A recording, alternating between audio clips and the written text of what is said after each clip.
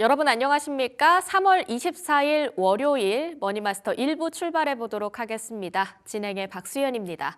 오늘부터는 넥스트레이드에서 삼성전자, SK하이닉스, 에코프로비엠 같은 대형주들이 대거 함께하게 됩니다. 오늘 8시쯤에 혹시 알림을 받으신 분들 계실지 모르겠지만 SK하이닉스 마이너스 6%로 출발했습니다. 여러 가지 변동성에 대한 우려감이 커지는 가운데 다양한 투자 전략들 잠시 뒤에 이야기를 해보도록 하고요.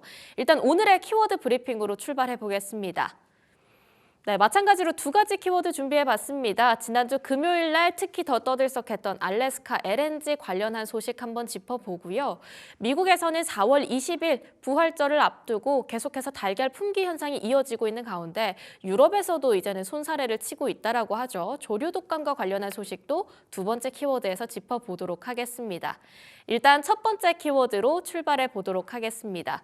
이번 달 초에 있었습니다. 미국의 상하원 의회 합동연설에서 트럼프 대통령 이런 이야기를 했었죠. 알래스카 LNG 사업과 관련해서 한국과 일본 등 다른 국가들도 각각 수조 원씩을 투입하게 될 것이다, 투자할 것이다 이렇게 얘기를 했는데요. 왜 하필 한국과 일본 이렇게 동아시아 국가들을 콕 집어서 얘기를 했을까요? 그만큼 동아시아 쪽으로 LNG 수요가 탄탄하기 때문입니다. 2021년 기준으로 따져본다고 한다면 전 세계에 있는 LNG 수요 중에 73% 정도가 동아시아 쪽에서 집계가 됐다라고 하죠. 그만큼 수요가 많은 지역이기 때문에 굳이 더 콕 집은 것도 있는데요. 아이쿠 이런 하필이면 또 한국과 일본 대만 모두 미국의 지난해 주요 무역 적자국에 해당합니다. 자, 이런 상황 속에서 대만 지난주 21일입니다. 금요일에 알래스카 LNG 개발 사업 프로젝트에 참여하겠다라고 소식을 알리면서 동아시아 국가들 사이에서도 제대로 된 첫 단추를 꿰습니다. 그 이유에 대해서 내외신 통신들은 일단은 무역 흑자 부담을 좀 줄여내면서 트럼프 대통령의 관세 위협으로부터 어느 정도 부담을 낮추기 위함이다. 거기에 더해서 에너지 안보를 확보하기 위함이다라고 두 가지 포인트를 짚어내기도 했는데요. 중요한 건 여러 가지 사업성 변수 아직까지도 남아있고요. 한국에서도 지난주 조선 기자재들의 주가를 끌어내린 요인이기도 했었죠.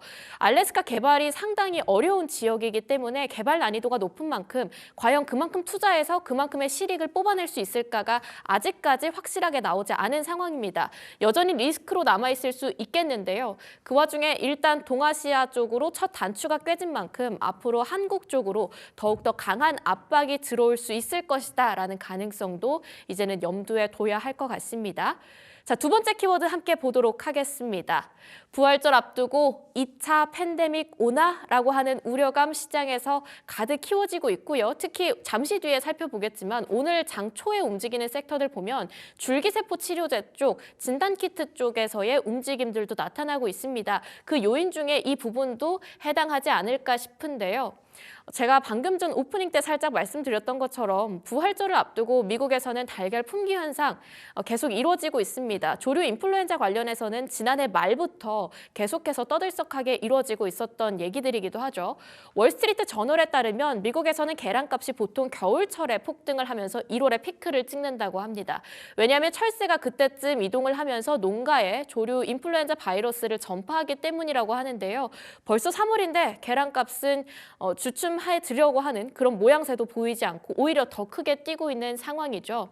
가장 큰 문제가 되고 있는 고병원성 조류 인플루엔자의 이름은 여기 나와 있는 것처럼 H5N1이라고 볼 수 있겠습니다. 국내에서도 지난 18일 야생동물 사계에서 폐사체에서 이 항원이 검출된 바 있는데요. 아직까지는 국내에서 이 조류 인플루엔자의 인체 감염 사례가 발생하진 않았지만 미국에서는 이미 인체 감염 사례 발생하면서 안타깝게 숨진 사례도 있습니다. 또 심지어 2003년 이후로 전 세계 17개국에서는 이런 인체 감염 사례가 산발적으로 보고되어 가고 있기 때문에 국내에서 아직 없다 뿐이지 안심하기는 이른 상황이다라고 봐야 할 것 같고요. 충북 청주시에서는 지난 21일 조류 독감의 인체 감염 대책반을 구성해서 대응하기로 소식을 알리기도 했습니다. 이렇게 두 번째 키워드까지 준비해 봤는데요. 다양하게 시장에서 움직이고 있는 섹터들 하나씩 살펴보겠습니다. 자, 우선 제약바이오 관련주 네이처셀이 오늘 상한가를 갔습니다. 그 외에도 S바이오메딕스, 메디포스트, 파미셀이 움직이고 있고요. 또 지난 금요일 FDA 승인에서 불발이 또 되면서 급락을 연출했던 HLB가 오늘 일부 회복을 하고 있습니다. 하한가로 바로 직행했었던 기억이 있는데 현재 11% 상승률을 보여주고 있습니다. 그 다음 섹터 한번 살펴보도록 하겠습니다. 엔터 관련주 가져와 봤는데요. 좀 눈에 띄는 건 JYP라고 봐야 할 것 같습니다. 실적 실망감에 급락을 하면서 연일 쭉쭉 밀리고 8만 원대였던 주가가 어느덧 6만 원대를 지나가고 있는데요. 오늘은 소폭 회복하고 있습니다. 또 하이브 1% 상승, 강한 불을 켜고 있는 건 YG 쪽이라고 봐야 할 것 같죠. YG 플러스가 6%, YG 엔터테인먼트도 5%, SM 쪽이나 블랙핑크 쪽에 수급 조금 더 강하게 들어올 수 있을지 오후장까지 엔터 쪽 한번 눈여겨보시면 좋을 것 같습니다. 자, 오늘부터 새로운 코너 시작됩니다. 3% 공략주 어떠한 소식으로 만나뵐지 잠시 뒤에 함께 하시죠.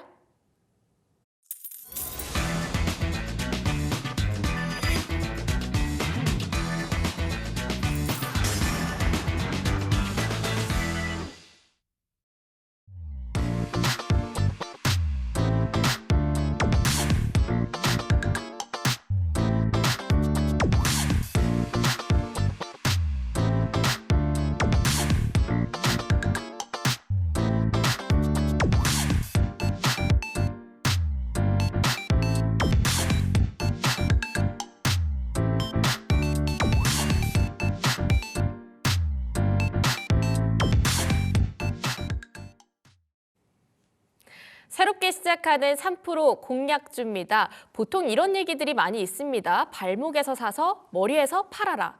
근데 이게 좀처럼 쉽지 않단 말이죠. 제가 좋아하는 투자법은 심장에서 사서 어깨에서 파는 건데요. 이와 비슷한 내용들 함께 다뤄보겠습니다. 오늘의 3% 공략주는 퍼스트 프라임 리서치 손여로 팀장과 함께 하도록 하겠습니다.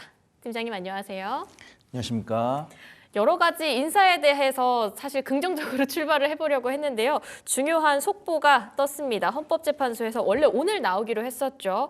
한덕수 국무총리의 탄핵 소추와 관련해서 기각을 발표했습니다. 자, 이렇게 된다고 한다면 앞으로 지켜봐야 할 것도 여러 가지가 있겠죠. 이번 결과치가 사실상 앞으로 이어질 윤 대통령의 탄핵 심판과 관련한 예고편이라고도 볼 수 있겠다는 전망도 꽤 많았는데요. 이렇게 된다고 한다면 앞으로의 헌재 판결은 저희가 어떻게 전망해 볼 수 있을까요? 네, 현재까지 나온 데이터를 봤을 때는 아무래도 좀 여당 쪽이 좀 긍정적으로 움직이는 것 같다라고 판단되고 있고요.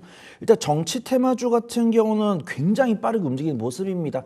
오늘 이 10시라는 일정이 있고 이제 PD님까지 오셔가지고 이런 이슈에 대해서 좀 이야기해 줄 수 있냐라고 했을 때 솔직히 발표 전까지 아무래도 여당 쪽 관련 종목들이 굉장히 좀 강세를 보이더라고요. 그다음에 이제 야당 쪽 관련 종목들이 약세를 보였습니다. 근데 불과 저는 봤을 때 한 10시 5분, 10시 6분쯤 뉴스가 나오지 않을까 그렇게 판단됐었는데 정확하게 10시 7분에 우리 스튜디오로 전달이 되는 모습이고 저는 정말 10시 3, 4분까지도 계속 이 관련 종목들이 움직이를 봤었는데 네.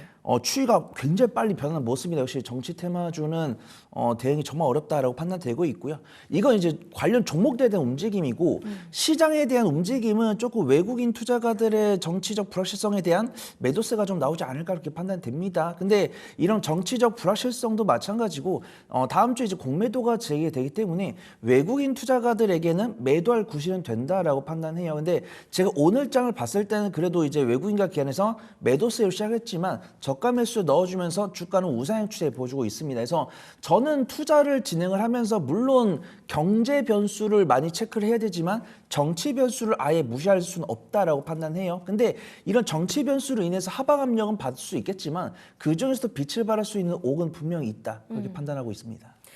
일단 주로 봤을 때 정치 민감주로 뭐 대왕고래 프로젝트 관련했던 종목들 그리고 원전주도 있을 거고요. 앞으로의 종목들 흐름을 봤을 때 단순한 정치 테마주 말고요. 어떤 섹터 내의 변동성 좀 전망하십니까?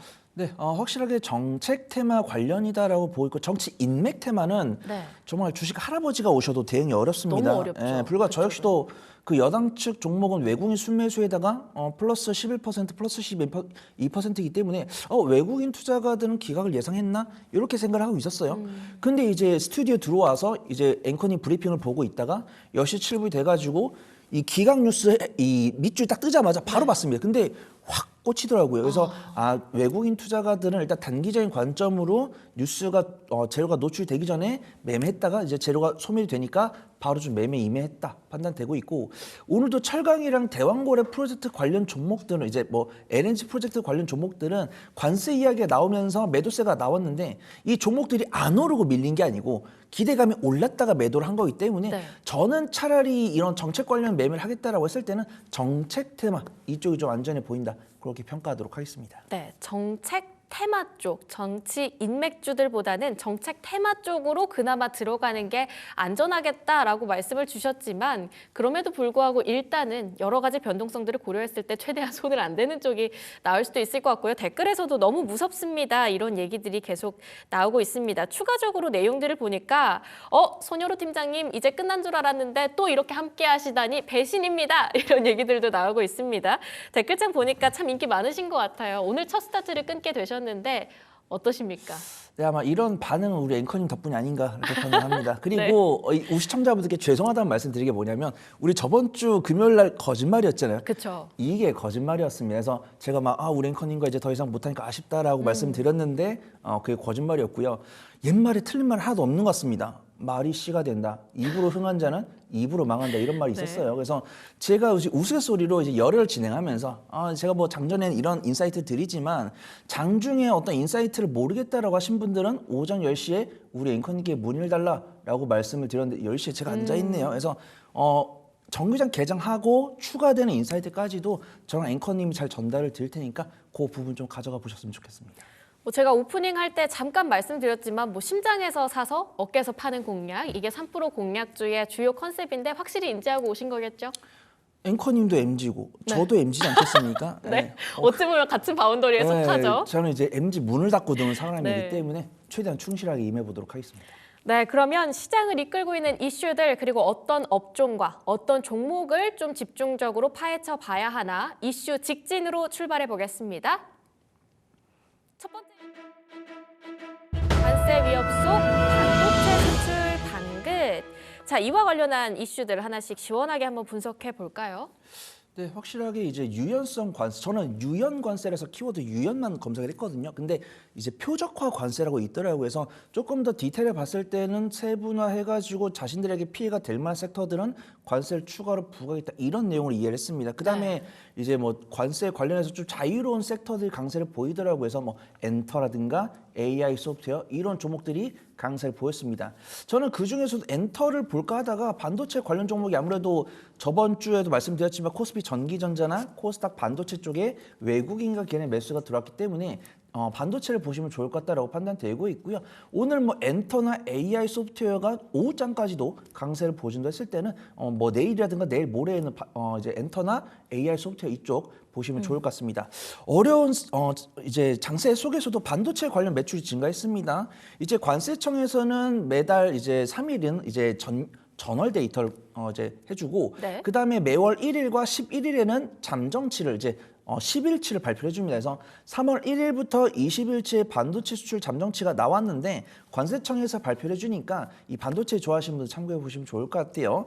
반도체 수출이 11.6% 증가했다라고 합니다. 그래서 우리가 반도체 수출량도 보지만 우리가 메모리 반도체 가격도 보잖아요. 그래서 친절하게도 요즘에는 HBM까지도 발표해 줍니다. 그래서 HBM 가격 같은 경우는 한 4.8달러 정도 기록을 하고 있고, 범용 반도체라고 하죠. 뭐 DDR5라든가 낸드 플래시 이런 종목들, 이제 이런 제품들은 1.8달러를 기록을 하고 있는데, 지금 이 제품들이 얼마에 거래가 되고 있는 것도 중요하지만 이게 몇 달 전 대비해서 몇 프로 올랐는지 그게 중요합니다. 그래서 이제 범용 메모리 같은 경우는 7%가량 가격이 올랐고, 그 다음에 HBM 반도체 같은 경우는 31%가량 증가를 했기 때문에 관련 종목들을 판매하고 있는 반도체 메이커들에 대한 실적은 꾸준히 나올 것이다 라고 보고 있고요. 그 다음에 삼성전자나 SK하이닉스 같은 경우도 이제 트럼프 대통령이 관세를 부과하겠다라고 이야기를 했었고, 반도체 관련했을 때는 저는 중장기적으로 갔을 때는 우리나라가 우방국이기 때문에 중국보다는 관세가 없지 않을까 그렇게 개인적으로 보고 있습니다. 근데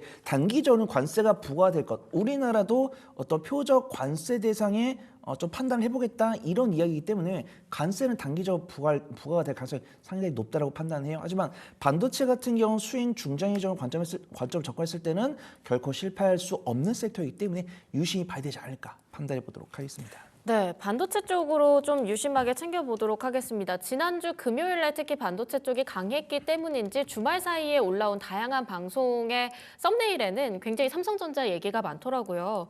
말씀 주시는 거 내용 들으면서 시장 상황을 대충 보니까 코스피가 현재 거의 다 말아 올린 채로 다시 양전을 했습니다. 어떻게 이렇게 올랐나 봤더니 와, 한화 에어로스페이스 정말 강하네요. 부회장이 자사주 매입했다라고 하는 소식이 좀 7% 정도까지의 강한 흐름을 끌고 가게 해주는 것 같습니다. 반도체 쪽도 회복을 하고 있는 것 같아요. SK하이닉스도 어느 정도 낙폭을 줄여가고 있고요. 삼성전자도 보합권으로 올라오면서 61,400원대를 지나가고 있습니다.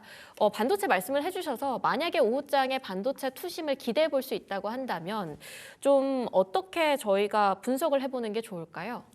근데 사실 단기나 단기 수익 관점 접근할 수 있는 섹터는 이제 종목은 맨 뒤에 등장하겠죠. 네. 근데 수익 관점 접근했을 때는 SK하이닉스나 뭐 하나 에어로스페이스 다 괜찮다라고 판단합니다. 우리가 이 종목을 살까 말까를 결정을 하는 거는 이 섹터에 대한 업황이라든가 실적 추이를 보고 하는 거예요. 근데 이 종목을 내가 언제 살까는 기술적 분석을 하는 겁니다. 네. 그래서 지금 시장도 뭐 하나에어로스페이스랑 SK하이닉스가 양봉이니까 뭐 이렇게 좋게 얘기하는 거 아니냐라고 할 수 있겠지만 그들의 공통점 실적이 나올 것이다라고 전망하는 부분들이고 그들이 위치한 업황이라든가 지정학적 위치를 봤을 때는 실적이 개선될 수밖에 없다라는 것입니다. 제가 SK하이닉스를 관련주로 갖고 왔지 공략주로 가져오지 않은 이유는 외국인과 기관의 매도세는 지속이 되고 있기 때문입니다. 그래서 우리 앵커님께서 브리핑 해주셨지만 코스피 같은 경우도 양전이 됐고 코스피 시장 전반도 외국인과 기관의 순매도가 나오고 있어요. 근데 순매도 금액은 많지 않습니다. 근데 저번 주 수목금을 봤을 때는 전기전자 외국인과 기관의 쌍끌 순매수가 꽤나 많이 들어왔어요. 그래서 오늘 보면서 외국인과 기관이 저번 주에 순매수한 거를 일부 줄이고 있구나. 근데 일부 줄이고 있기 때문에 내가 SK하이닉스를 저는 사가지고 한 3주나 한 달 이상 가져갈 건데요. 그럼 지금 굳이 사셔도 된다라고 말씀드리겠지만 지금 외국인이 순매도를 보여주고 있을 때는 횡보할 가능성이 높다라는 것이죠. 그러면은 SK하이닉스가 언제 다시 올라갈까요? 이 SK하이닉스가 실적 발표는 뭐 4월 초중 정도 될 겁니다. 4월 초중 정도 실적 발표될 거고 외국인과 기관이 단기적인 차익 실현을 충분히 했을 때 그때까지만 기다리셨다가 외국인과 기관의 매수세가 멈췄을 때 외국인과 기관이 다시 이제 SK하이닉스가 4월 중순에 실적 발표하니까 그 이전의 실적 향상 기대감으로 좀 저가 매수 해보자 이런 투자 인사이트가 나올 때 살 거다라고 보고 있어요. SK하이닉스 같은 경우 당연히 HBM4도 최초로 개발해가지고 GTC 2022에서 샘플 공개했잖아요. 그래서 엔비디아가 블랙에를 넘어서 루빈을 발표했을 때 거기에 들어간 HBM4는 당연히 SK하이닉스가 납품할 수밖에 없다 그렇게 보고 있고 지금도 이제 SK하이닉스 같은 경우는 중국에도 공장이 있고 국내에도 있잖아요. 근데 이제 미국에서 중국에 관세를 부과하겠다고 했을 때 이 관세가 부과되기 전에 이미 생산 설비를 이제 주문한 아주 영악한 모습을 보여주고 있습니다. 그래서 물론 반도체 관련해서 좀 단기적으로 공략할 종목 제가 뒤에서 소개를 해드리겠지만 SK하이닉스 관련 같은 경우는 지금 당장 저는 뭐 2주 정도 분할 매수 가능합니다라고 하신 분들은 지금 사셔도 되지만 저는 최대한 SK하이닉스를 보유 기간 줄이면서 다음 달 초에 있을 실적 발표에 대한 기대감에 수익 청산하고 싶습니다라고 하신 분들은 오늘 관심 종목에 넣어놓고 뭐 화요일 오후나 수요일쯤 보시기 좋을 것 같다. 그렇게 평가해 보도록 하겠습니다. 네, 확실히 SK하이닉스보다는 최근 좀 탄력도가 붙은 것 같았던 삼성전자입니다. 삼성전자 쪽으로도 다양하게 이야기 좀 들어볼 수 있을까요? 네, 삼성전자 관련했을 때는 제가 존경하는 선배님께서 이렇게 말씀하셨습니다. 경영진이 화를 내서 주가가 오를 수 있다면 네. 매일 화내도 좋다. 이런 말씀을 하시더라고요. 근데 저는 삼성전자의 악재성 모멘텀이 나왔을 때 삼성전자가 이 정도 악재까지 나왔으면 거의 바닥이 아닌가라고 했을 때 100%는 말씀 못 드리겠지만 한 75%는 바닥을 확신할 수 있는 뉴스가 몇 가지 있습니다. 뭐 반도체 감산한다는 이야기, 혹은 뭐 생산 공정을 뭐 축소한다는 이야기, 아니면 뭐 경영진이 뭐 해고됐다는 이야기, 뭐 경영진이 바뀌었다는 이야기, 그 다음에 경영진이 자사주를 매입했다는 이야기, 이런 것들이 이제 시그널이 모여서 삼성전자의 바닥을 만든다라고 판단하고 있고요. 이 삼성전자 이재용 회장의 사직생 발언이 조금 이렇게 횃불을 당겨준 것이 아닌가 그렇게 판단됩니다. 근데 삼성전자 같은 경우도 저번 주 5일 정도 굉장히 강한 모습 보여줬는데 오늘은 쉬는 모습입니다. 지금 9시 53분 기준으로 했을 때는 외국인과 기관 순매도가 나오고 있는데 코스피 전기전자 입장에서 외국인과 기관 순매도가 많이 안 나오고 있기 때문에 삼성전자는 단기 조정을 마치고 재차 반등이 나올 가능성이 상당히 높다라고 판단합니다. 저는 근데 요거는 내부 정보이기 때문에 100% 확신할 수 없을 것 같아요. 일단 지금은 삼성전자를 분할 매수하셔가지고 뭐 손절가는 뭐 마이너스 5%권 잡으시겠죠.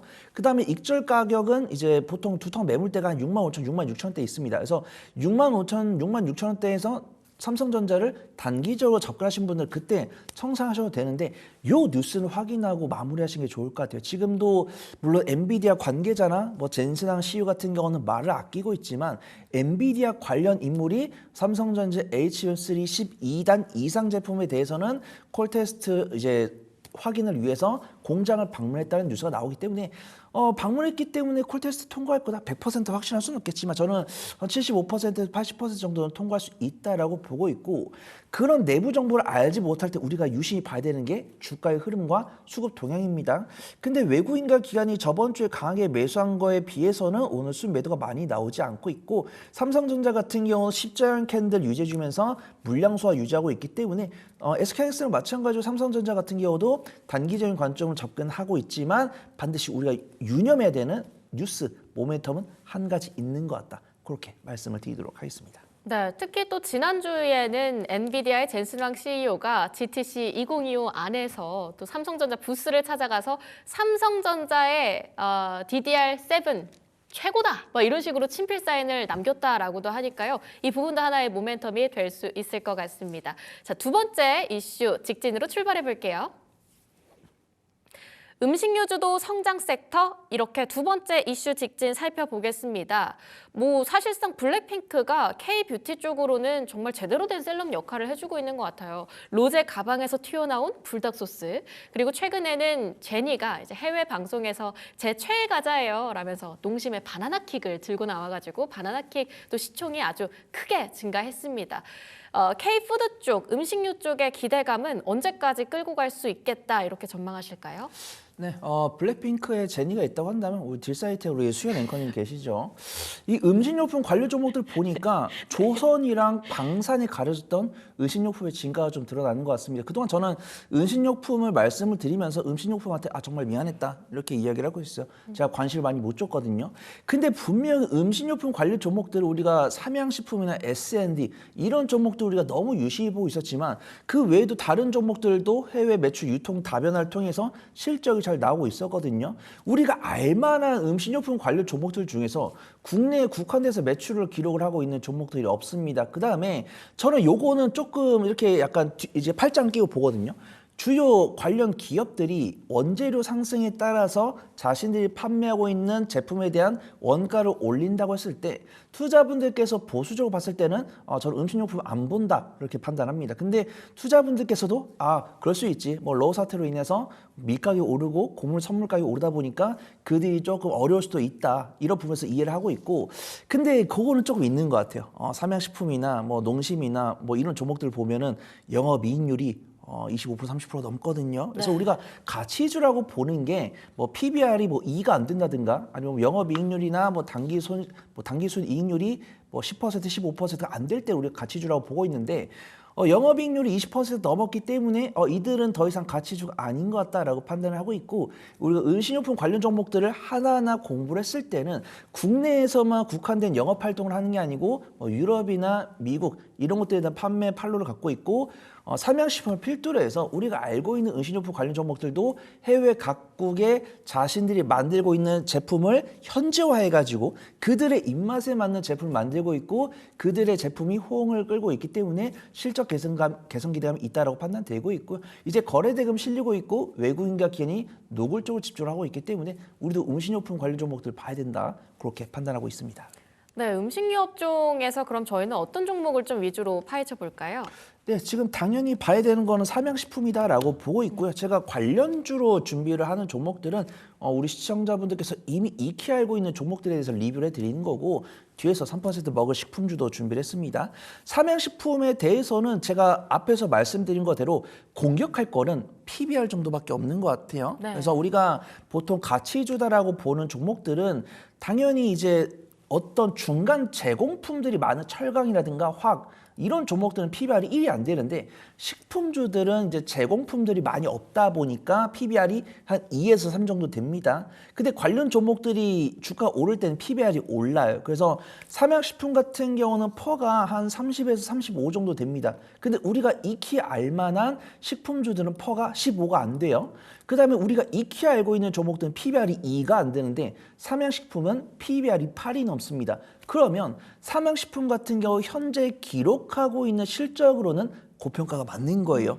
근데 우리가 왜 삼양식품을 봐야 되냐면 이 삼양식품이 만들고 있는 불닭볶음면이 너무 잘 팔리고 있기 때문이죠. 그래서 우리가 단순하게 불닭볶음면 굉장히 매운맛, 그다음에 국내에서는 핵불닭볶음면이 많이 팔리고 있지만 유럽이나 이제 미국에 있는 분들은 매운 것들을 못 먹다 보니까 뭐 간장 맛이라든가 뭐 양념치킨 맛이라든가 아니면 로제 맛이라든가 이런 제품들이 판매가 되고 있는데 그 제품들이 상당히 비쌉니다. 네. 그래서 우리나라에서는 1,500원, 1,800원에 팔리고 있는데 해외에서는 뭐 4,500원, 5,000원에 팔리고 있어요. 뭐 4달러, 뭐 4.2달러 요 가격대에 팔리고 있다라는 것이죠. 그래서 삼양식품을 보니까 전년 동기 대비해서 해외 수출량이 무려 30% 증가했다고 합니다. 그래서 많은 투자분들께서 삼양식품에 대한 실적 추이가 지금 멈추지 않고 꾸준히 될 거다 이런 부분들이 있는 겁니다. 삼양식품도 우상 기조 보여주고 있죠. 근데 21선 따라 우상 기조 보여주고 있고 기관 같은 경우는 이제 단기 차익하고 있죠. 외국인 순매수는 꾸준히 이어지고 있습니다. 그래서 삼양식품을 사겠냐라고 했을 때는 저는 사겠다라고 하고 있지만 분명히 체크해야 되는 것은 다른 식품주 대비해서 퍼랑 PBR이 높다. 요 정도만 보시면 좋을 것 같습니다. 네, 그럼 삼양식품 다음으로 뒤를 이을 만한 이제 그런 종목도 있겠죠. 농심 가져와 주셨는데 농심 쪽으로는 어떤 포인트를 짚어볼까요? 네, 농심 같은 경우도 이제 삼양식품의 그 뒤를 쫓는 좀 2등주가 아닌가 그렇게 그쵸. 판단해 보도록 하겠습니다.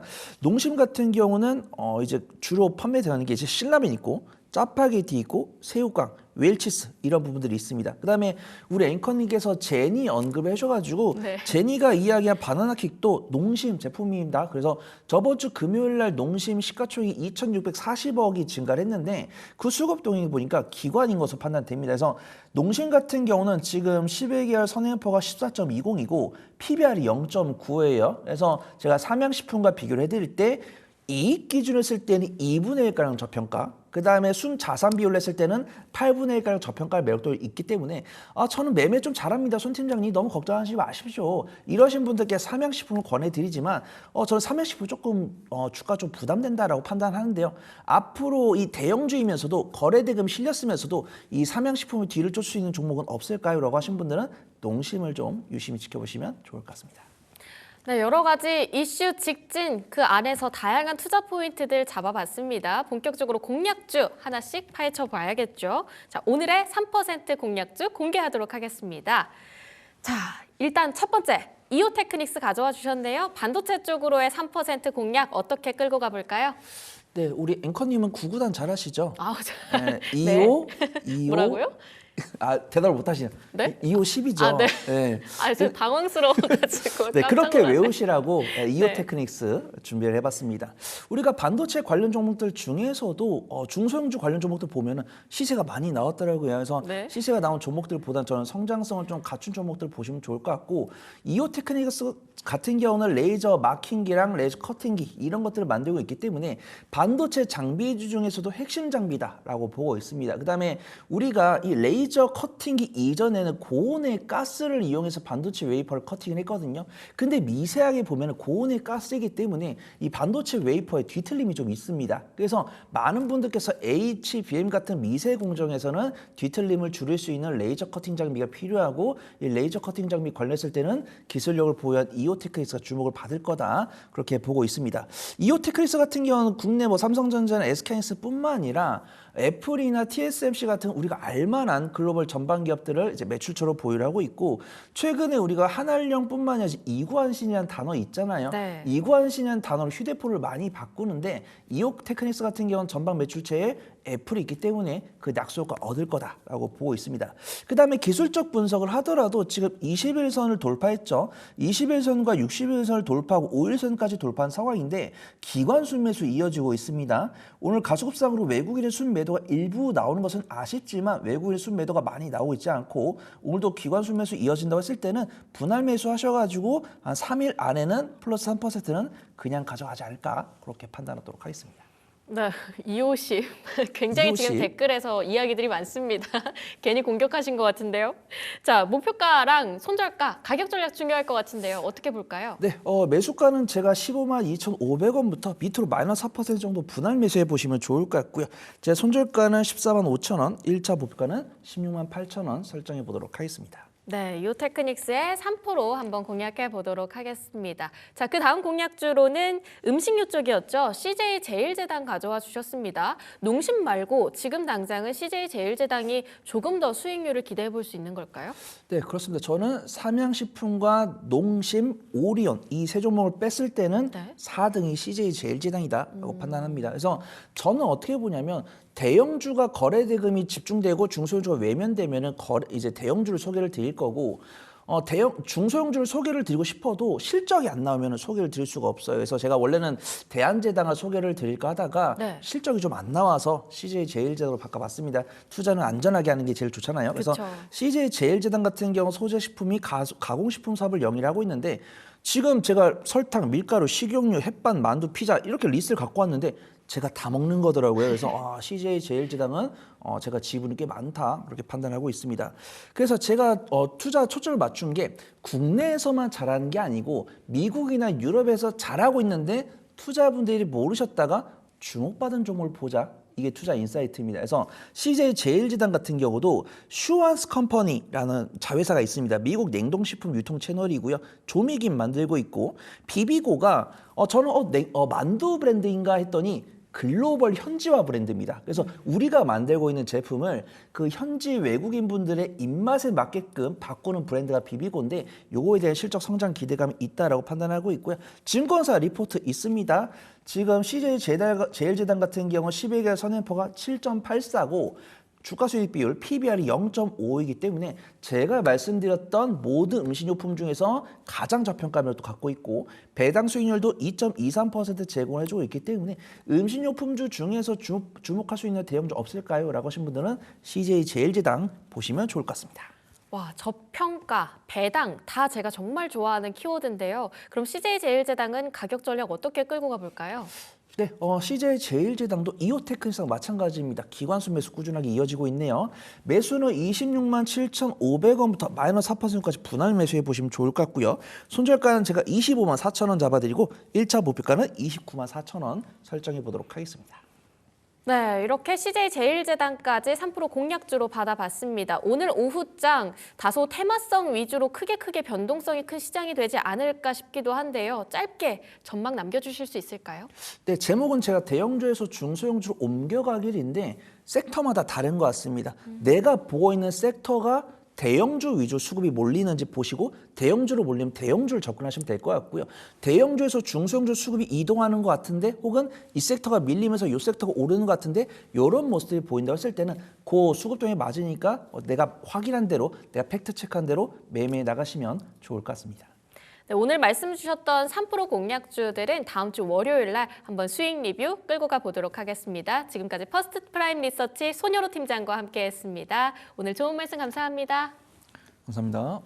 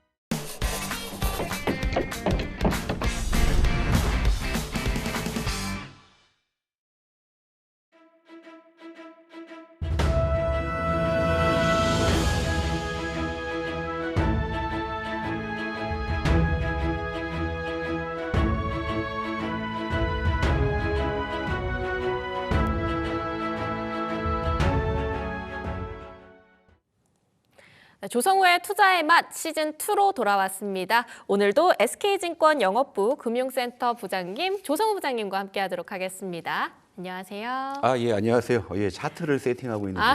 예, 네. 가시죠. 오늘 정치적으로 이슈가 굉장히 시장을 크게 흔들 수 있지 않을까 싶은 그런 날이기도 합니다. 방금 전에 속보로도 전해드렸었는데요. 헌법재판소에서 한덕수 국무총리에 대해 탄핵소추 기각 결정을 내렸습니다. 그 사이에서 조금 더 구체적으로 말씀드린다고 한다면 기각 5명, 인용 1명, 각하 사실상 문전박대라고 봐야 할 것 같은데 2명 이렇게 돼서 최종 기각으로 결정이 났는데요. 이러한 소식 과 관련해서 오늘장, 오전장의 흐름은 혹시 어떻게 움직였는지 가볍게 브리핑 짚어볼 수 있을까요? 예, 일단은 그 이제 국무총리의 탄핵 기각권은 사실은 시장에서도 기각적으로 예상을 했던 부분이죠. 네. 그리고 이제 그 이제 세부 내용에 따라서 이제 좀 시장에서 그 해석이 좀 분분하고 있는데요. 일단 뭐 지금 우리가 이제 정치 불확실성의 좀 정점에 있는 것은 이제 국무총리의 문제가 아니라 이제 대통령의 문제이기 때문에 그렇죠. 향후에 이제 물론 이제 이걸 가지고 이제 또 대통령의 또 탄핵권에 대해서 또 정치권에서는 또 논란이 있을 거고 합니다만은 일단 시장 자체는 이 자체는 뭐 크게 반응하지 않는 것 같습니다. 일단 장 초반에 그런 어떤 양호한 흐름을 계속적으로 이어가는 상황이라 볼 수 있겠고요. 오늘 시장을 한번 점검해 보면 네. 외국인이 코스피를 지금 현재 500억 정도를 사주는데 물론 이제 지난주에 좀 사준 거에 비해서 이제 조금 덜 사죠. 그게 있고 선물은 지금 3,500억 정도를 좀 매도합니다. 그러니까 오늘 좀 선물 매도 규모가 조금 있는 상황이에요. 이러다 보니까 좀 시장 전체가 일단 탄력을 받지는 못하는 그런 상황이죠. 지금 지난주 금요일에 뉴욕 증시도 올랐고 네. 그리고 현재 지금 나스닥 선물이 좀 제법 큰 폭으로 상승하는 거에 비해서는 일단 우리 시장의 탄력은 금없지는 않다. 그에 미치진 않다. 이렇게 좀 볼 수가 있겠고요. 그리고 지금 이제 장중에 외국인의 선물 매매 동향을 보게 되면은요, 요건 이제 요 파란 선이 외국인의 이제 선물 매매 동향이고 이게 지수 추인데 그래도 외국인이 좀 뭐 선물을 현재 뭐 매도를 하고 있습니다. 매도폭을 줄이니까 지수는 좀 따라서 올라옵니다. 요런 부분들 참고하면 좋을 것 같고요. 그리고 이제 환율을 한번 보게 되면 환율이 좀 거슬리는 건 사실이에요. 그러니까 일단은 뭐 지금 현재 구간에서는 우리나라가 지금 현재 국무총리 뭐 탄핵권도 지금 진행이 되고 있는 상황이긴 합니다만 일단 정치 불확실성의 지금 클라이막스로 지금 이제 지나는 상황이기 때문에 네. 이런 부분 때문에 좀 환율은 우리 생각만큼 좀 떨어지지는 않고 있다. 이렇게 좀 볼 수가 있겠고요. 그리고 현황판을 한번 볼게요. 일단 사실은 오늘 그 마이크론의 좀 급락 여파 때문에 좀 삼성전자 하이닉스를 좀 걱정을 했었는데 근데 비교적 선전합니다. 뭐 장 초반에는 조금 눌리나 싶었더니 이내 좀 이제 약보합 수준까지 올라왔고 이러다 보니까 반도체 소부장 쪽은 그래도 이제 나름 좀 제법 시세가 나고 있고 오늘도 이제 양시장을 보게 되면은 코스피보다는 코스닥이 조금 더 좋은 흐름이고 이런 부분이고 이제 지난주 금요일에 좀 시장을 좀 휘몰아쳤던 방산주 한화 에어로스페이스나 네. 지금 이제 HLB 신약 승인 실패 이제 이런 종목군들이 지금 반등을 하면서 좀 시장 전체적으로는 좀 투자 심리가 일정 부분 좀 회복되는 그런 좀 모습이라고 볼 수가 있을 것 같아요. 네. 네, 지금 한화 에어로스페이스를 짚어주셨는데 지난번에 사실상 사상 최대 규모였죠. 3조 6천억 유상증자 발표가 있고 난 이후로 13% 급락을 했습니다. 그런데 또 주말 사이에 이슈가 들려왔었죠. 김동관 부회장이 자사주를 매입하겠다라는 소식 때문인지 오늘 8% 가까운 급등 보여주고 있습니다. 방산주도 잇따라 좀 회복하는 흐름들이 나타나고 있는 것 같은데요. 방산주의 찬물 끼얹기라고 생각했는데 다시 봐야 할 타이밍이 왔다고 해야 할까요? 글쎄요. 일단 고점에서 그런 돌발 이슈로 주가가 급락을 하게 되면은요. 네. 물론 이제 이런 상황에서 목마른 사람이 우물을 팔 수도 있는 거죠. 뭐 이를테면 김동관 회장이 뭐 자사주 매입, 뭐 주주를 뭐 달래기도 하지만 30억의 금액은 사실 제 기준에는 너무 좀 낮은 금액이 아닌가 뭐 이런 생각도 들지만 어쨌건 지금 이제 한화 에어로스페이스 같은 경우 차트를 보시게 되면 일단 급반등을 하고 있는 상황이긴 합니다. 그래서 네. 지금 현재 7%대 상승을 하고 있는데 사실 지난 거래일을 리뷰를 해보게 되면 한화 에어로스페이스가 14% 급락을 할 때 오히려 이제 현대 로템이나 한국항공우주는 비교적 주가 흐름이 견조했거든요. 네. 그러니까 이제 지난주 금요일에 이제 시장의 해석은 이거였죠. 한화 에어로스페이스의 3조 6천억의 유상증자는 물론 충격적이긴 합니다만 어차피 이제 유상증자의 배경이라는 것은 향후 이제 방산 산업이 확대되는 부분에 대한 투자이기 때문에 다른 방산주 쪽은 이제 비교적 좀 선전을 하는 그런 상황이었죠. 특히나 이제 예를 들면 그 하나 에어로스페이스가 기관들이 이제 굉장히 많은 매도를 했음에도 불구하고 뭐 현대로템이나 한국항공우주 같은 다른 방산주 쪽에는 기관 외국인의 동반 매수가 일단 유입이 됐다라는 거죠. 그러니까 이런 것들은 이제 그래도 어느 정도 하나 에어로스페이스 충격에 다른 방산주들은 상대적으로 좀 선전할 수 있다는 힌트를 좀 주긴 했는데, 근데 오늘의 또 특징은 뭐냐면 현대로템이나 한국항공우주의 반등 상승 탄력이 크진 않은데 하나 에어로스페이스의 급반등은 결국에 수급적인 효과로밖에 볼 수 없습니다. 네. 그렇다고 해서 주주분들이 뭐 이걸 가지고 또 다시 뭐 하루 만에 마음을 뭐 누그러뜨리고 다시 또 이 역시 한화 뭐 이렇게 갈 거라고 보진 않아요. 네. 다만 이제 지금 이 상황에서 단기적으로 주가가 너무 급락을 했기 때문에 분명히 아전 인수를 해야 되는 사람도 있을 것이고 그런 쪽은 또 좋은 쪽으로 얘기할 수 있는 거죠. 네. 그죠? 뭐 결국에는 뭐 미래 비전에 대한 뭐 과감한 투자기 때문에 이것도 주가에 긍정적일 수도 있다는 리포트도 오늘 아침에 나왔고, 사실 지난주 금요일에는 사실 비판 일색의 리포트였지만 또 주말 내내 또 이제 일정 부분 또 이제 스탠스의 변화가 있었던 시각들도 있는 부분이기 때문에 이런 부분들이 이제 주가에 좀 반영이 되고 있는데요. 저는 좀 방산주 전체로 봤을 때는 전 여전히 모멘텀이 있다고 봐요. 그러나 한화 에어로스페이스에 대해서 어떻게 할 것이냐 이 부분이 이제 우리 시청자 여러분들도 많이 이제 걱정이시고 고민이실 텐데, 또 이제 오늘 급반등을 하니까 또 가슴 쓸어내리고 그래 지켜보자 하실 수도 없는 게 돈 넣어야 된단 말이에요. 그죠? 그죠? 네. 돈 넣어야 돼요. 그죠? 그러니까 제 생각에는 오히려 이제 하나 에어로스페이스는 요걸 한번 보자고요. 네. 요 표를 한번 띄워주시면 하나 에어로스페이스의 지분 구조를 보게 되면 이게 향후 변수가 될 수도 있습니다. 이게 보시면 사실 하나 에어로스페이스는 그 개인 투자자 비중이 그렇게 높은 종목은 아니에요. 네. 보게 되면 대주주 한화가 34%를 갖고 있죠. 그리고 국민연금도 7.5% 갖고 있고요. 그 나머지 외국인 비중이 46% 정도 되고, 그리고 이제 사실 이제 나머지 국민연금을 제외한 나머지 기관들은 뭐 지분 공시만큼 안 갖고 있기 때문에 네. 저건 다 이제 일일이 카운트를 해봐야 되겠지만 일부 기관을 포함한 개인의 그 지분율은 약 12.5% 정도거든요. 그럼 3조 6천억을 갖다가 저렇게 해서 딱 대입을 해보게 되면 대주주인 한화는 1조 2천억 정도 유증대금을 넣어야 되네. 당연히 넣어야 되겠죠. 그죠? 근데 국민연금은 좀 모르겠어요. 그죠? 국민연금 같은 경우, 그리고 외국인도 뭐 동상이몽 할 수 있죠. 넣는 애가 있을 거고 안 넣는 애가 있을 거고. 근데 이제 중요한 건 이제 개인이란 말이에요. 제가 이제 지난 시간에도 한화 에어로스페이스의 그 유상증자가 단순히 이 개별 기업의 이슈가 아니라는 것이, 자, 국민연금도 이제 2,700억의 대금을 넣을지 말지 아무래도 고민스러울 수밖에 없잖아요. 네. 그렇죠. 저걸 넣고 유상증자를 받아야 돼? 뭐 이런 부분들이 있지 않겠습니까? 그죠? 그리고 개인들도 마찬가지죠. 4,500억 정도의 유증대금이 현재 지금 계산이 되고 있는데, 자, 저 두 개 합치면 저게 7천억이 넘잖아요. 네. 제가 지난 시간에도 말씀드렸잖아요. 저거 유증대금으로 안 넣으면 다른 거 살 수 있는 돈인데. 근데 여기서 이제 포인트 하나, 여러분, 이건 좀 주목하셔야 됩니다. 자, 그러면 국민연금이나 외국인이나 개인이나 기관이나 다 우리 같은 생각을 해보죠. 자, 국민연금이나 외국인 같은 경우에는 방산주에 대한 포트폴리오의 비중이 어느 정도 정해져 있을 거란 말이에요. 네. 그렇죠? 네. 정해져 있는데 여기서 한화 에어로스페이스에 유상증자를 하기 위해서 생돈을 집어넣으면 이 포트폴리오에서 방산주의 비중이 올라간단 말이에요. 네.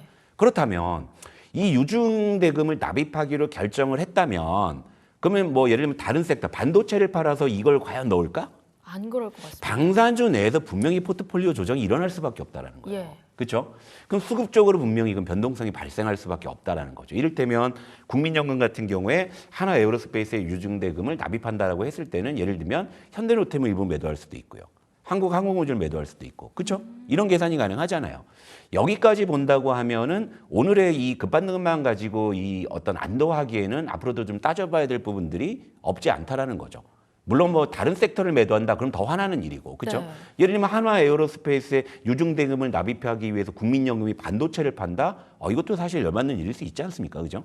그러니까 이제 이런 부분들까지 여러분들께서 고려하셔야 된다 이거죠. 그러니까 저는 적어도 지금 현재 방산주 같은 경우에는 저는 모멘텀이 유효하다고 봅니다만 방산주에 한화 에어로스페이스만 있는 거는 아니잖아요. 그렇죠. 그리고 지금 상황에서는 유상증자 기준을 이전에 매수를 하신다고 하면 그럼 그 다음에 보유를 하시게 되면 어쩔 수 없이 이제 유상증자 권리락이 떨어지게 되면 좋게 말하면 나에게 유상증자를 받을 수 있는 권리가 생기는 거지만 또 나쁘게 말하면 또 돈을 마련해야 되는 상황이 되는 거지 않습니까? 그러니까 저는 오히려 지금 방산주는 그런 어떤 수급적인 부분들에 대한 변동성이 있을 수 있고요. 또 이제 다음 주 공매도가 또 재개가 되잖아요. 그러니까 이제 저는 방산주는 거기까지는 확인하고 나서 다시금 우리가 접근해야 된다. 저는 이게 맞는 것 같아요. 그러니까 오늘의 급반등만 가지고 이제 됐다 이렇게 생각하시면 절대 안 되는 거고. 그리고 한화 에어로스페이스만 콕 집어서 말씀을 드린다면 오히려 반등 시에 매도하면 되잖아요. 네. 반등 시에 좀 정리를 해놓고 그리고 일주일 정도 지나서 공매도가 딱 재개가 됐을 때 제가 말씀드린 그런 시나리오들이 있잖아요. 실제로 그래서 뭐 이제 방산주 쪽이 전체적으로 공매도 압력이 있는 건지 아니면 한화 에어로스페이스면 너희 놈 잘 걸렸다 해서 이쪽만 공매도가 이제 집중이 되는 건지 여러 가지 변수들이 있을 수 있지 않습니까?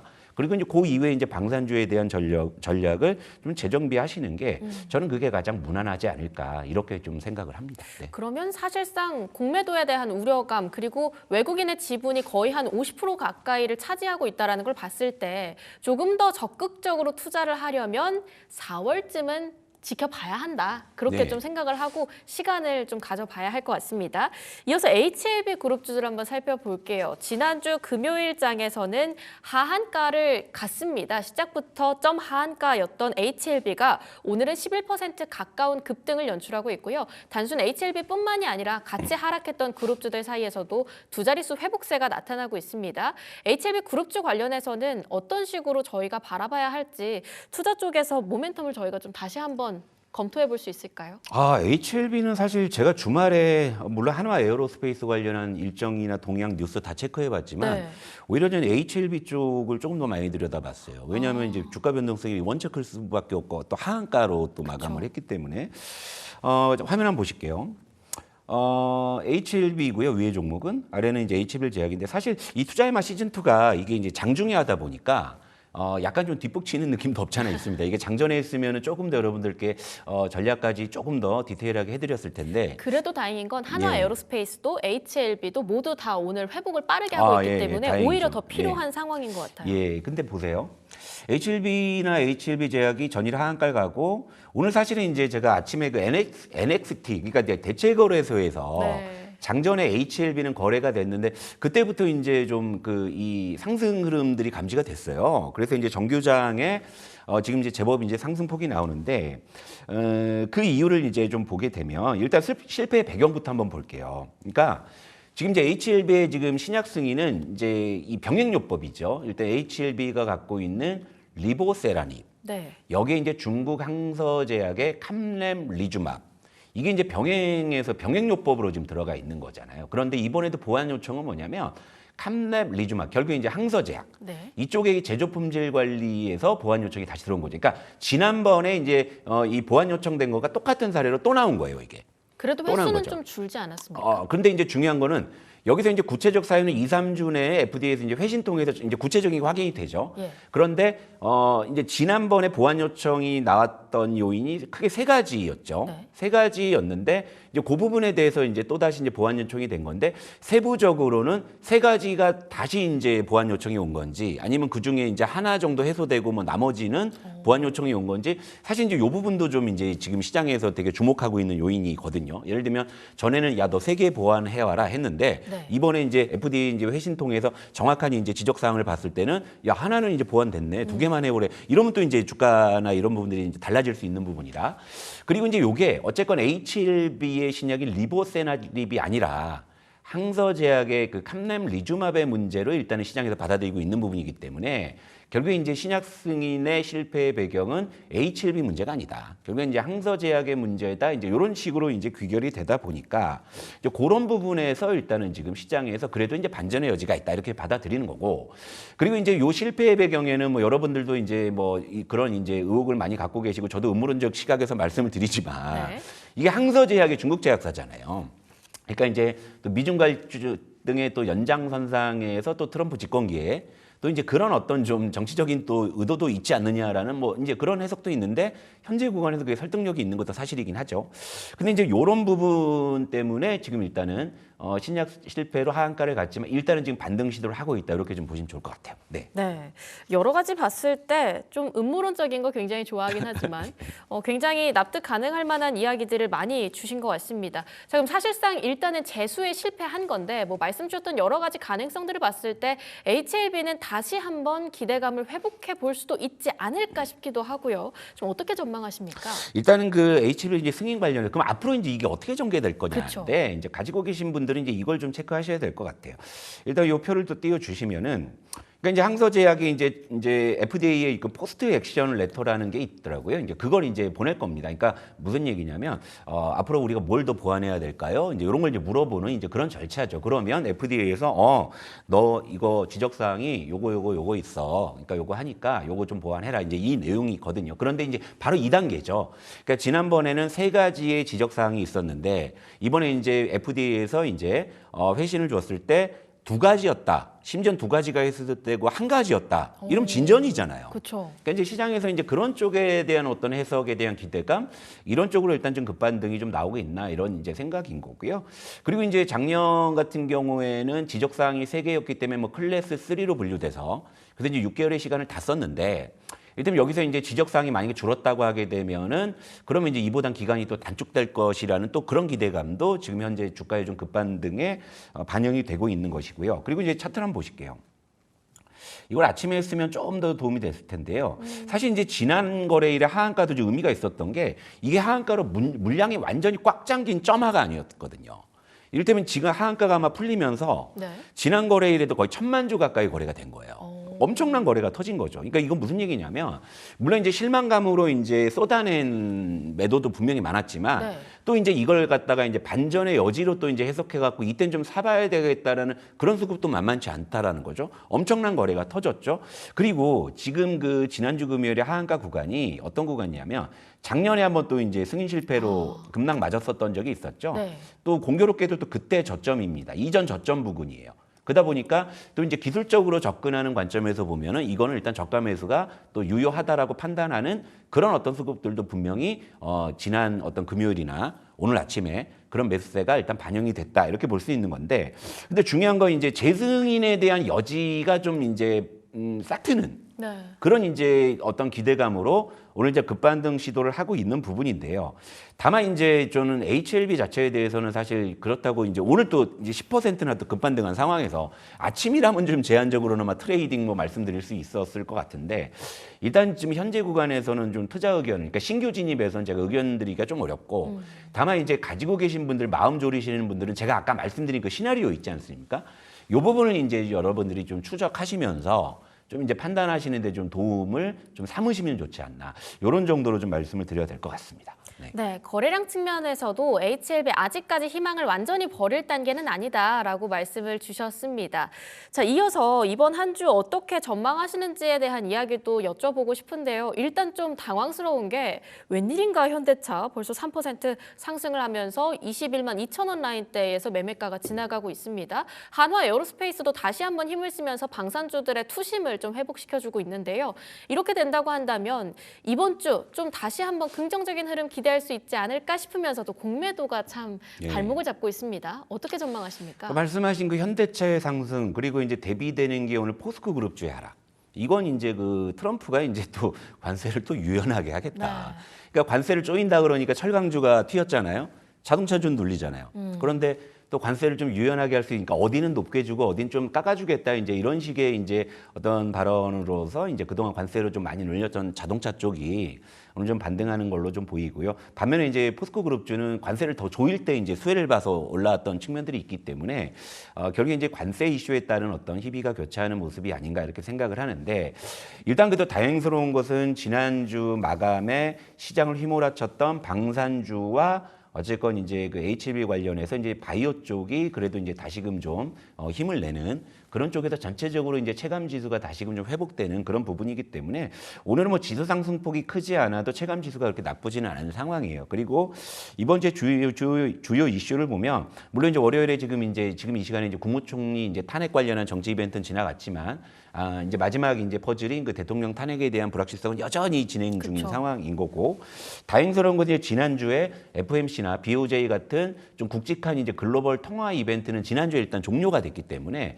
아무래도 이제 이번 주는 좀 그보단 약간 스몰 이슈겠죠. 미국의 뭐 소비자 신뢰 지수나 S&P 뭐 제조 구매 관리자 지수 같은 경우 요걸 보면서 이제 시장에서는 이제 좀 경기 방향에 대해서 좀 이제 힌트를 찾으려고 하겠죠. 예를 들면 소비자 신뢰 지수가 좀 떨어지게 나오면은 또 침체 우려로 좀 연결될 여지가 있고 또 이제 제조 구매 관리자 지수 같은 경우에는 이게 그 연준 의원의 그 점도표처럼 그냥 주관적으로 그냥 좋을 것 같아요, 나쁠 것 같아요 하는 건데도 뭐 시장에서 그걸 이제 지표화 해가지고 또 이제 시장이 좀 반영을 하는 부분인데 이런 부분들도 뭐 시장의 중간중간에 좀 체크 포인트는 될 것 같은데요.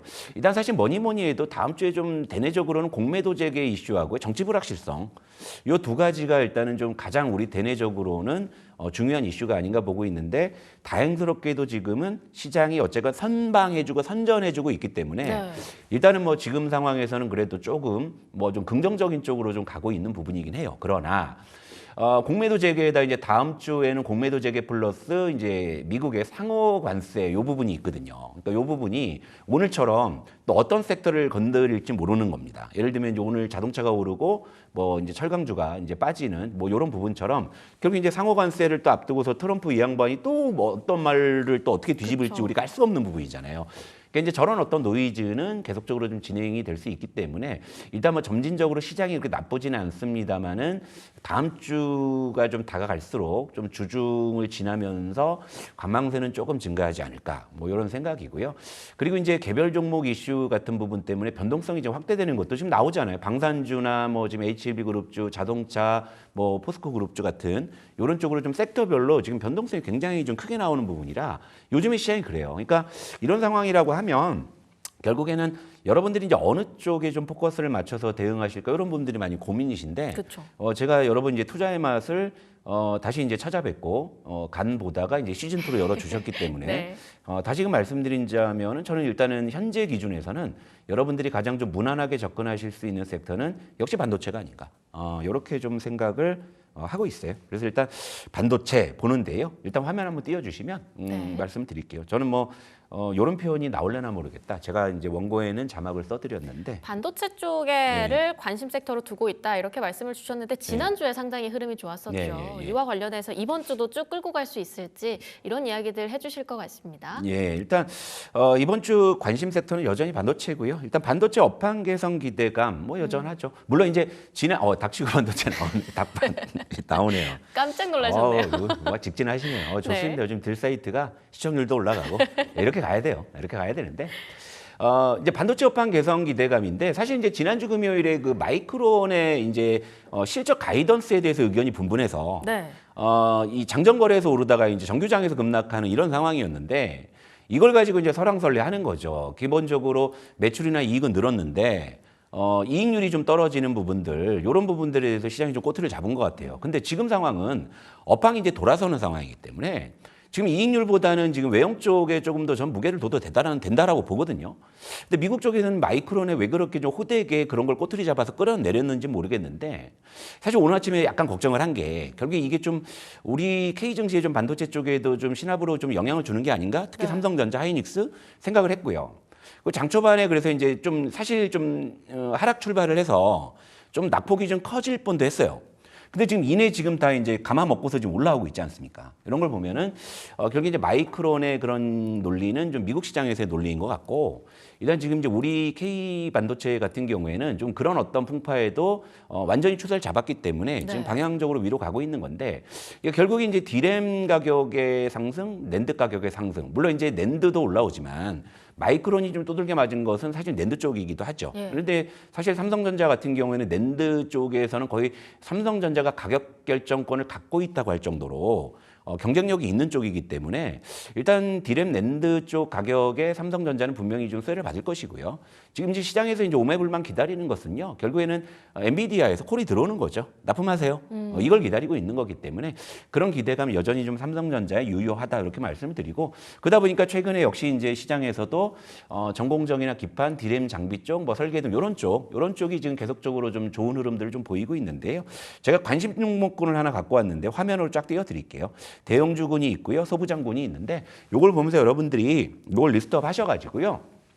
요런 이제 종목들을 잘 여러분들이 이제 공부하신 다음에 접근하시면 좋을 것 같은데 일단은 대형주군에서는 그냥 투톱이죠. 삼성전자, SK하이닉스. 네. 그 단기적으로는 삼성전자에 제가 조금 더 점수를 주고 있고 뭐 둘 다 무방하다 이렇게 말씀을 드리고 소부장 쪽에서는 결국에 이제 전공정 기판 디램 장비 설계 쪽 이쪽에서 이제 각 한 종목씩을 뭐 좀 제가 좀 묶어왔는데 일단 디램 장비 쪽에서는 엑시콘 그리고 이제 또 여기에 이제 또 하나 붙이자면은 오킨스 전자라는 종목이 이제 디램 검사 장비용 소켓이나 커넥터를 하고 있고 이런 쪽이 이제 주가가 좀 바닥권에 있어서 좀 순한 맛으로 접근하기가 좀 좋을 것 같고요. 네. 대덕전자도 지금 기판주가 지금 심택이나 이런 쪽이 좀 많이 치고 올라오긴 하는데 대덕전자가 상대적으로 가격 메리트가 있는 쪽에서 접근이 가능할 것 같고 그 설계 쪽은 사실은 좀 변동성이 있어요. 변동성이 있어요. 왜냐면 퀄리타스 반도체, 뭐 제주 반도체, 뭐 에이징랜드, 뭐 자람테크는 종목군은 많이 있습니다만 그 중에서 이제 좀 어버브 반도체가 가격적으로 좀 메리트가 있다. 물론 이제 설계 쪽은 좀 변동성이 있습니다. 그러니까 이런 부분들 여러분들 고려하셔가지고요. 여러분들 이제 성향에 맞춰서 너무 좀 변동성 있는 거는 여러분들께서 이제 괜히 좀 고점에 추격 매수 하셨다가 네. 또 흔들리면 좀 마음고생 하시니까 좀 느긋하게 좀 이제 밑에서 좀 이렇게 추세 잡는다 생각하시고 좀 모아가시면 좀 좋은 어떤 결과가 있지 않을까 이렇게 생각을 하고 있습니다. 네. 네, 이번 주 관심 섹터로도 반도체 가져와 주셨고요. 소부장단의 움직임도 기대해보자라고 말씀을 해주셨습니다. 일단 현재 코스피 시장은 다시 한번 또 힘이 좀 빠지고 있습니다. 다시 또 음전하면서 파란불을 켜고 있고요. 코스닥 시장은 그래도 오름폭을 계속 지켜주고 있는 가운데 외국인의 수급을 좀 살펴보면 양시장이 여전히 엇갈리고 있습니다. 코스피 시장에서는 매수, 코스닥에서는 매도세를 보이고 있는데요. 모두 다 그 폭이 크게 나타나진 않습니다. 지난주에 주로 외국인들이 담은 종목들 전기전자 쪽으로 치중되어 있었는데요. 네. 오늘도 이렇게 매수를 하고 있다라는 건 네. 오후장에 반도체 다시 한번 회복할 수 있을 거다. 뭐 이렇게도 생각해 볼 수 있을까요? 예, 그럴 공산이 있고 일단 화면을 좀 한번 보시면 네. 일단 지금 외국인이 코스피에서는 지금 이제 전기전자를 소폭 매도고 오늘 자동차를 많이 사요. 그래서 이제 코스피가 오늘 이제 좀 소폭 매수로 잡히기는 하는데 근데 이제 이 오늘 예를 들면 외국인 전기전자 400억 정도 파는 건 지난주에 사준 거에 비해서는 좀 팔지도 않는 거죠, 사실. 네. 규모로 보면 그러니까 일단 뭐 전기전자에 외국인이 뭐 소폭 매도한다고 해서 센스가 바뀔 거라고 생각하실 필요는 없을 것 같고요. 지금 이제 다시금 말씀해 주신 대로 코스피가 하락 반전한 것은 요겁니다. 외국인이 다시 선물 좀 팔잖아요. 그러니까 지금 지수가 이제 이대로 끌려가는 거죠. 반면에 현물 매도 동향은 그렇게 급변하진 않아요. 아까 제가 이 방송 시작할 때 500억 정도 순매수였는데 지금 이제 375억 정도로 소폭 좀 매수폭이 좀 줄긴 했습니다만은 그 시간 동안에 지금 선물 매도 쪽이 조금 더 확대됐기 때문에 그러니까 오늘도 요러다가 이제 외국인이 좀 선물을 또 다시 오후장에 다시 또 이제 환매해서 한다든지 했을 때는 다시금 또 이제 지수는 또 이제 윗방향으로 갈 수 있고 이런 부분이기 때문에 요즘 이제 맥도독이 좀 심해요. 그러니까 이제 뭐 현물을 뭐 많이 살 때는 또 이제 지수가 좀 이렇게 우직하게 올라가는 면도 있습니다만 네. 외국인이 이렇게 좀 선물 좀 매도를 좀 방정맞게 하는 날에는요 지수에 좀 등락폭이 있어요. 그러니까 이제 네. 이런 부분들은 여러분들께서 감안하시고요. 역시나 지금 상황에서 외국인의 선물 장중 매매 동향 이 부분이 좀 지수 등락에 영향을 많이 주고 있다. 이렇게 정리해 드리도록 하겠습니다. 네, 이번 주는 다사다난한 한 주가 될 수 있을 것 같습니다. 다소 관망세 유지하면서 오후장까지 수급 동향을 위주로 살펴보시는 게 좋을 것 같습니다. 지금까지 SK증권 영업부 금융센터 조성우 부장님과 다양한 투자의 맛 다뤄봤습니다. 부장님 감사합니다.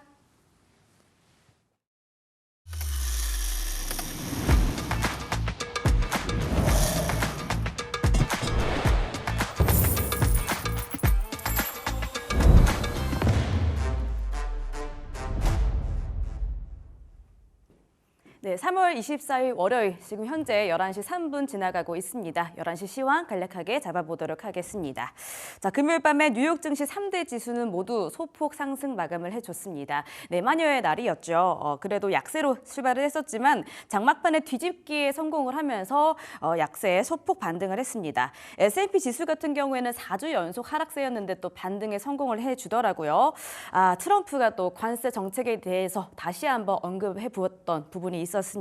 지금 한 주 정도 남았습니다. 다음 달 4월 2일에 발표될 상호 관세에 대해서 우리 시장도 여전히 지금 긴장을 하고 있는 모습들이 이어지고 있는데요. 아마 우리나라뿐만이 아니라 여러 나라에서 이 트럼프 측에 접촉을 시도하고 있었겠죠. 이 관세를 좀 조정해달라, 좀 줄여달라라는 이야기들, 각자의 키워드와 카드를 가지고 이 관세 조절에 대해서 한번 의욕을 비춰줬을 텐데 트럼프가 조금 귀찮았던 것 같습니다. 트럼프가 이 관세에 대해서 한 나라에게만 조정을 해줄 수는 없다. 다만 유연성은 있을 것 같다라는 이야기를 내비치면서 유연성이란 단어는 굉장히 중요하다라고 말을 하기도 했습니다. 그러면서 이 관세에 대한 여지를 조금 더 남겨주기는 했는데요. 그러면서 소폭 반등하는 모습이 나타났고요. 그리고 지금 방금 전에 속보도 떴었죠. 이 정치적인 불확실성도 계속해서 이어지고 있는 분위기입니다. 그러면서 우리 시장, 양시장 하락 출발했지만 조금 흔들리는 모습이 보여지고 있습니다. 코스피도 지금 양봉 전환을 했다가 다시 한번 내려오는데요. 현재 구간에서 2,638포인트 지나가고 있습니다. 0.17% 다시 한번 떨어지면서 보합권에서 좀 등락을 거듭하는 모양새가 나타나고 있고요. 코스닥 같은 경우에는 코스닥 안에서도 양봉 전환이 나타나주고 있네요. 0.54% 반등하면서 현재 720포인트 회복을 했습니다. 723.26포인트 지나가고 있는 모습입니다. 자, 그러면 수급 동향도 살펴보도록 하겠습니다. 자, 수급. 코스피 안에서 외국인이 계속해서 들어와 주고 있습니다. 지난주에는 5거래일 연속 1,000억 원대의 이 외국인 매수세가 들어와 줬는데 오늘은 그에 비해서 좀 미미하기는 하지만 여전히 빨간불을 켜주고 있는 모양새가 나타나고 있습니다. 개인이 지금 매도 전환하고 있는 모습이 나타나고 있고요. 기관은 오늘은 좀 덜어내고 있네요. 코스닥 안에서는 개인만이 지금 담아주고 있는 모양새입니다. 반면에 외국인과 기관은 각각 412억 원 그리고 44억 원 정도 덜어내면서 지금 현재 시장을 끌어나가고 있지만 개인이 담아내주면서 지금 지수가 코스닥은 빨간불 안에서 머무르고 있습니다. 선물시장 안에서는 지금 외국인이 꽤나 많이 빠지고 있네요. 4,676억 원. 지난주에 5거래일 동안 이 선물시장 안에서 외국인 수급이 좀 들어와 줬던 타라 좀 긍정적인 부분들이 보이긴 했습니다만 오늘은 좀 반대되는 모습이 연출되고 있습니다. 선물시장 안에서는 개인과 기관이 담아주고 있다는 점 한번 참고를 해보시면 좋겠습니다. 자, 그러면 시총 3위 종목의 움직임도 살펴보도록 할게요. 지난주에 반도체의 움직임이 또 상당히 좋았죠. 삼성전자가 또 6만 전자의 탈환 성공하면서 정말 이 삼성전자, SK하이닉스, 레거시 반도체에 대한 기대감들이 이어졌던 지난 한 주였습니다. 그러면서 이 코스피 지수를 상방으로 많이 끌어줬던 터라 이번 주에는 좀 어떻게 시작을 할까 궁금했었는데요. 아무래도 지난주에 필라델피아 반도체 지수도 마찬가지고 엔비디아 지수도 좀 빠지면서 오늘 삼성전자, SK하이닉스 전반적인 반도체 지수들이 좀 쉬어가는 모양새가 비춰지고 있습니다. 그래도 6만 전자는 지켜내고 있는 모양새네요. 삼성전자 현재 6만 900원 지나가고 있고요. SK하이닉스는 1.51% 지금 하락세에 이어나가고 있습니다. SK하이닉스 같은 경우에는 넥스트레이드에 이제 좀 편입이 됐다라고 하더라고요. 이 부분이 과연 주가의 본장에 어떤 영향을 줄 것인지는 오후장 내내 한번 지켜보시는 게 그리고 내일부터도 지켜보시는 게 중요할 것 같습니다. LG 에너지솔루션은 빨간불 켰습니다. 1.22% 지금 상승권 지나가고 있는 모습이고요. 삼성바이오로직스 지난주에 이 제약바이오 안에서 흔들림이 좀 상당했었죠. 현재 1.28% 하락세에 이어나가고 있는 모습입니다. 자, 오늘 코스피 시총 3위 정보단 안에서는 완성차가 조금 눈에 두드러지게 띄더라고요. 지금 현대차와 기아가 좀 큰 종목임에도 불구하고 꽤나 크게 올라주고 있습니다. 일주일 정도 남겨놓은 관세, 이 관세 부과에 대해서 트럼프가 유연성을 언급한 것이 좀 좀 기대감으로 들어오고 있는 모양새가 나타나고 있습니다. 더불어서 지금 현대차와 기아의 판매 대수, 이 판매율이 또 상당히 좋다라는 이야기들이 계속해서 나와주고 있죠. 미국에서 누적 판매가 올해 3천만 대를 돌파할 것이다라는 기사도 지금 쏟아져 나오고 있으면서 현대차가 4%대 강세 보여주고 있고요. 6위부터 10위도 체크해 보도록 하겠습니다. 기아 역시 2.72% 현재 10만 원을 앞두고 있습니다. 98,300원 지나가고 있는 모양새입니다. 지금 하나 에어로스페이스가 11위권으로 물러났죠. KB금융, 오늘 좀 금융주들이 또 나쁘지 않은 흐름 보여주고 있던데요. 0.55% 강보합권 지나가고 있고요. 삼성전자 우선주는 오늘도 삼성전자 따라가고 있습니다. 반도체 부진한 흐름 지어가고 있고 세이트리온도 1%대 약세 흐름 지나가고 있습니다. 자, 이어서 코스닥의 시총 3위 종목단도 살펴보도록 하겠습니다. 지난주에 이 코스닥 안에서 제약바이오 종목들이 정말 크게 흔들리는 모습들이 나타났었죠. 그러면서 HLB, 알테오젠 같은 종목들이 10% 내외의 등락을 보이면서 코스닥의 지수를 좀 결정하는 모습들이 나타났는데요. 지난주 금요일에 FDA 승인이 불발되면서 하한가로 직행을 했었던 HLB 너무 많이 빠졌기 때문에 오늘은 10%대 반등 다시 한번 보여주고 있습니다. 알테오젠 같은 경우에는 3거래일째에 빠지는 모습이었는데요. 오늘 월요일장에는 상승 전환에 좋네요.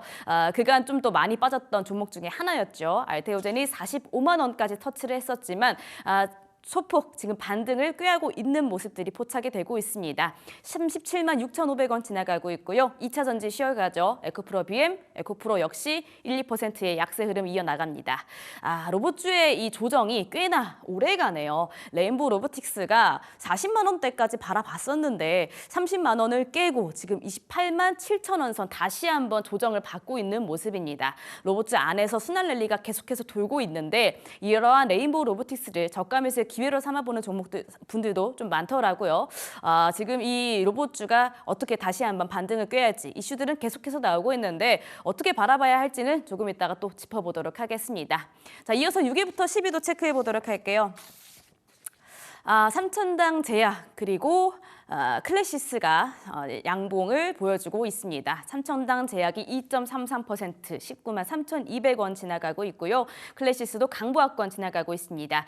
그 밖의 종목들은 약간은 부진한 흐름을 보여주고 있네요. 제약바이오주 안에서 그리고 코오롱 티슈진 같은 경우에는 또 큰 폭의 상승이 나와줬던 종목인데 오늘은 조금 조용한 모습들을 비춰내주고 있습니다.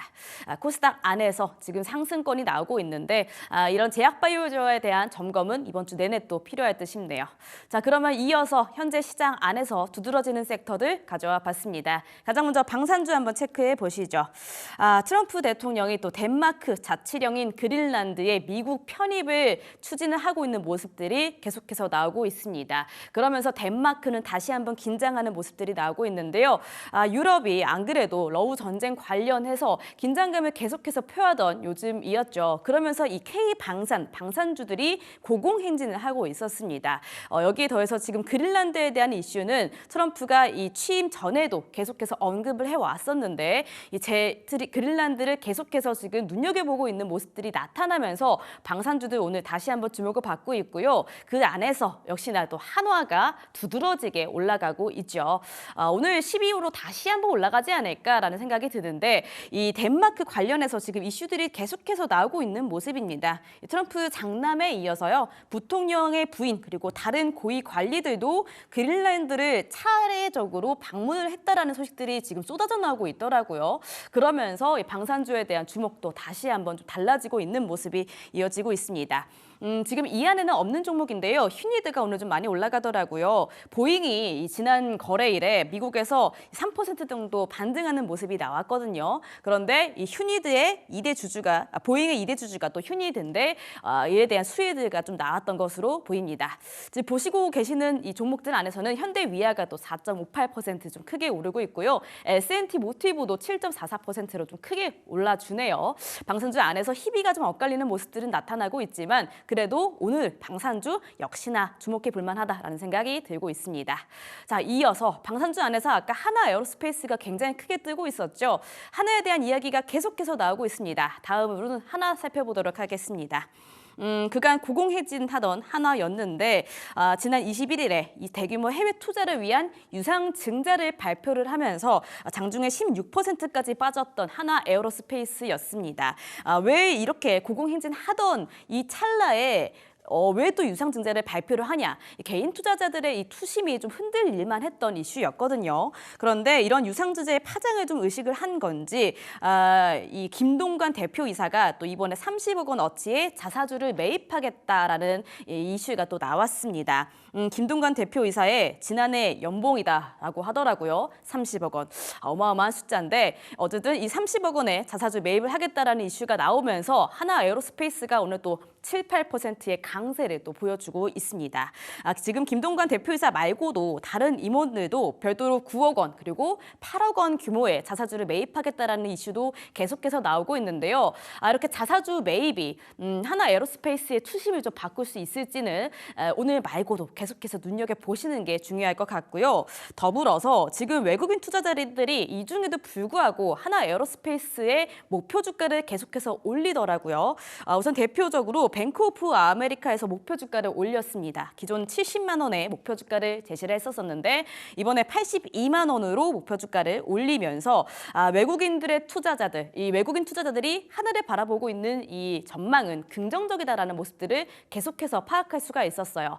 뱅크 오브 아메리카는 뿐만이 아니라 지금 JP 모건도 목표 주가가 상당히 높은데 95만 원의 목표 주가 계속해서 지금 유지를 해주고 있는 상태입니다. 지배구조 리스크는 좀 부각이 된다라는 이야기는 언급을 해줬지만 이 하나에 대한 기대감이 여전히 외국인 측에서 이어져 오고 있는 것이 눈에 띄면서 오늘 하나 그룹주들이 전반적으로 강세 띄고 있습니다. 그 안에서 역시나 하나 에어로스페이스가 가장 크게 뜨고 있고요. 하나오션, 하나솔루션 그리고 하나시스템까지 강세 보여주고 있는 모습 이어지고 있습니다.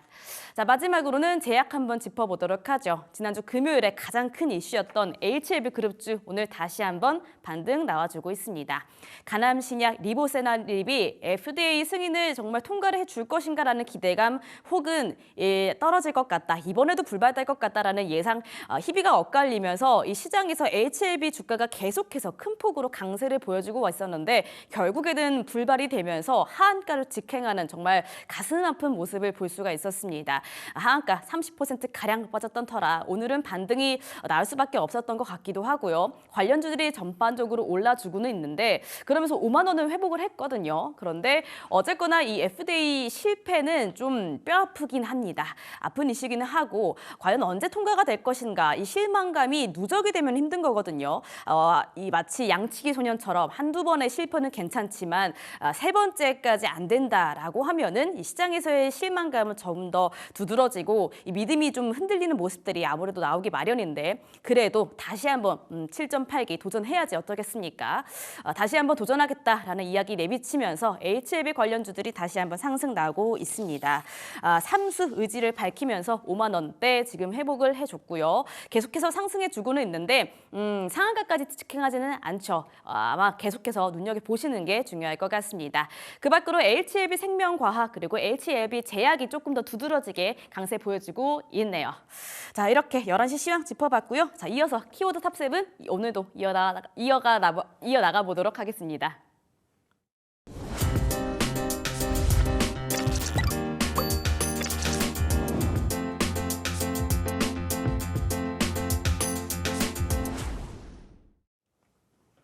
네, 오늘 장 키워드 탑7 이어나가 보도록 하겠습니다. 자, 오늘은요 최태호 기자님과 함께 보도록 할게요. 어서 오시죠. 네, 안녕하세요. 네, 반갑습니다. 처음인데 잘 부탁드리도록 할게요.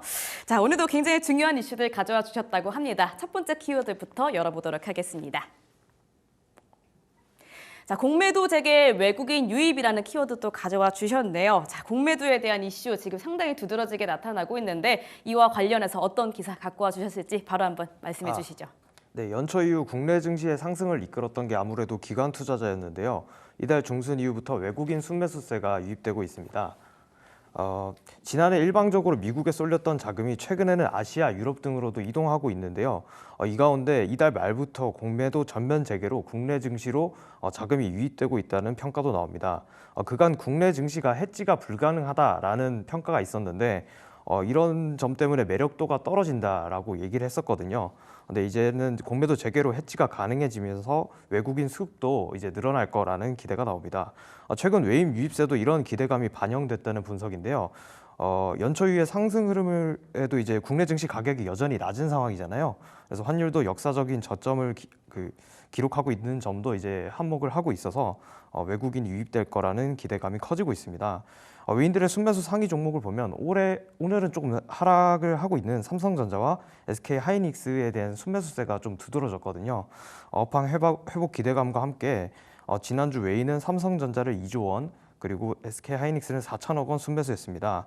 증권가에서는 외국인 수급 증가를 긍정적으로 평가하면서도 연초 이후에 상승폭이 컸던 종목들에 대해서는 조정이 필요하다라는 의견도 내고 있는데요. 아무래도 상승 여력이 남았어도 공매도의 타겟이 될 가능성이 높기 때문입니다. 삼성증권은 하나에어로스페이스, HD현대중공업을 편출하고 삼성전자와 포스코홀딩스를 편입했고요. 조선방산의 주도력이 여전하지만 아무래도 증시에 대해서 공매도 재개가 되면 단기적인 하향이 불가피하다는 분석이 나오고 있습니다. 오늘 이제 국내 정치의 불확실성 해소에도 약간 주목을 해야 된다고 하는데요. 왜냐하면 이제 경기 부양책이 나올 가능성이 높기 때문입니다. 이와 더불어 상호 관세 우려로 조정이 나타날 경우 국내 증시를 사라는 매수 리포트도 나오고 있습니다. 알겠습니다. 자, 첫 번째 키워드는 공매도 짚어봤고요. 지금 5년 만에 공매도 재개를 앞두고 시장에서 우려와 기대가 상당히 혼재한 모습이 연출이 되고 있습니다. 증시가 활성화될 것이다, 아니다, 변동성이 조금 더 커질 것이다라는 우려 계속해서 섞이고 있는데요. 공매도가 재개가 되면 단기적으로는 좀 변동성이 크게 나타나겠지만 그 이후에는 좀 다른 양상이 좀 펼쳐질지 한번 또 주목해 보시면 좋겠네요. 공매도 이야기 한번 첫 번째부터 짚어봤습니다. 다음도 한번 열어보도록 할게요. 다음 키워드는 뭔가요? 네, 유상증자 중점 심사라고 합니다. 유상증자 관련해서 지금 나오고 있는 종목들이 상당히 많은 것 같은데 네, 그와 맞습니다. 관련된 이슈 맞죠? 어떤 이야기인가요? 그간 유상증자는 국내 증시 디스카운트 원인으로 꼽혔거든요. 지수는 상승하지 않았는데 국내 증시의 시가총액은 계속 늘어났던 상황입니다. 그래서 신주 발행이 과하다는 지적이 있었는데요. 이에 따라 지난달부터 금융당국이 유상증자 중점 심사를 시행하고 있습니다. 시행한 지는 좀 됐는데 한 달 지나면서 중점 심사에 실제로 들어간 종목들도 하나둘 나오고 있는데요. 우선 심사 기준은 주식 가치 희석 우려가 있거나 일반 주주 권익 해소 우려 등이 있을 경우에 해당합니다. 재무 위험이 가다한 기업들에 대해서도 이제 중점 심사 대상으로 두겠다라고 한 건데요. 아무래도 채무를 주주들이 유상증자로 대신 갚아준다라는 지적도 그간 있었잖아요. 이런 부분들에 대해서 받아들였다는 평가입니다. 현재 중점 심사가 진행되고 있는 종목은 삼성 SDI 그리고 하나에어로스페이스인데요. 증권가는 유상증자 가격은 매력적이다라고 평가하면서도 해당 종목들의 목표가를 낮추는 중입니다. 양기업에 모두 유상증자 규모가 크기 때문인데요. 신주 발행에 따라 주가 희석 효과가 있을 거라는 지적이 나옵니다. 특히 하나에어로스페이스에 대해서는 영업이익만으로도 해당 재원이 충당이 가능한데 유상증자를 해서 아쉽다라는 평가가 있었고요. 시장에서 부정적인 반응이 나오는 만큼 당국에 이렇게 걸린 기대감도 크긴 하지만 실효성에 대해서는 의문이라는 이야기도 나옵니다. 최근 이복현 원장이 중점 심사 대상이 됐던 기업들의 유상증자를 긍정적으로 평가한다라는 발언을 했기 때문인데요. 아무래도 좀 당국에서 옥죄일 거라고 생각을 했는데 실제로는 좀 긍정적이다라는 발언을 하면서 기대감이 크지 않다라는 평가도 나옵니다. 아까 특징 섹터에서도 제가 이야기를 드렸지만 유상증자에 대한 이야기가 지난주부터 조금 굵직하게 대두가 되고 있는 것 같습니다. 지금 개인 투자자들이 당연히 반응이 좋지만은 않겠죠. 특히 하나에어로스페이스 같은 경우에는 정말 고공행진을 하던 터라 이 개인 투자자들의 이 배신감, 꼭 지금 유상증자를 했어야만 했냐 하는 배신감이 나올 수밖에 없는 것 같지만요.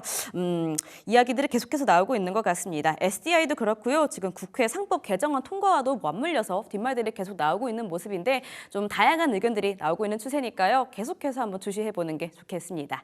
자, 그럼 다른 키워드도 열어보도록 할게요. 세 번째 키워드입니다. 달리는 메리츠 증권 이야기죠.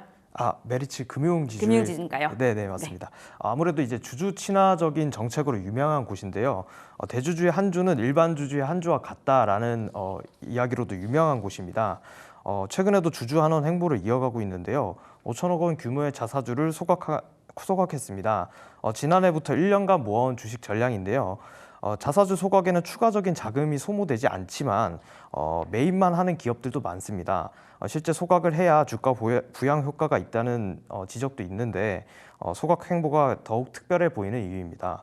특히 메리츠 금융 경영지들은 최근 스톡옵션 행사에 화제가 된 적도 있었는데요. 김용범 부회장은 스톡옵션 행사로 814억 원의 평가 차익을 올렸습니다. 역대 최대 규모인데요. 김용범 부회장이 스톡옵션을 받았던 2015년과 비교해 메리츠 금융은 시가총액이 25배나 커졌습니다. 덕분에 스톡옵션 규모도 커진 건데요. 특히 순이익도 같이 늘어서 10배나 늘었습니다. 통상 경영진의 스톡옵션 행사는 주가 고점 신호로 보고 악재로 작용하는 경우도 많죠. 다만 메리츠의 경우에는 주가가 오히려 안정적으로 유지돼 눈길을 끌었습니다. 놀라 없이 주주들을 위해 경영진이 일했다는 긍정적인 평가도 나오는 이유입니다. 다만 자본 건전성 측면에서는 이런 주주 환원 정책이 아쉽다는 평가도 나오는데요.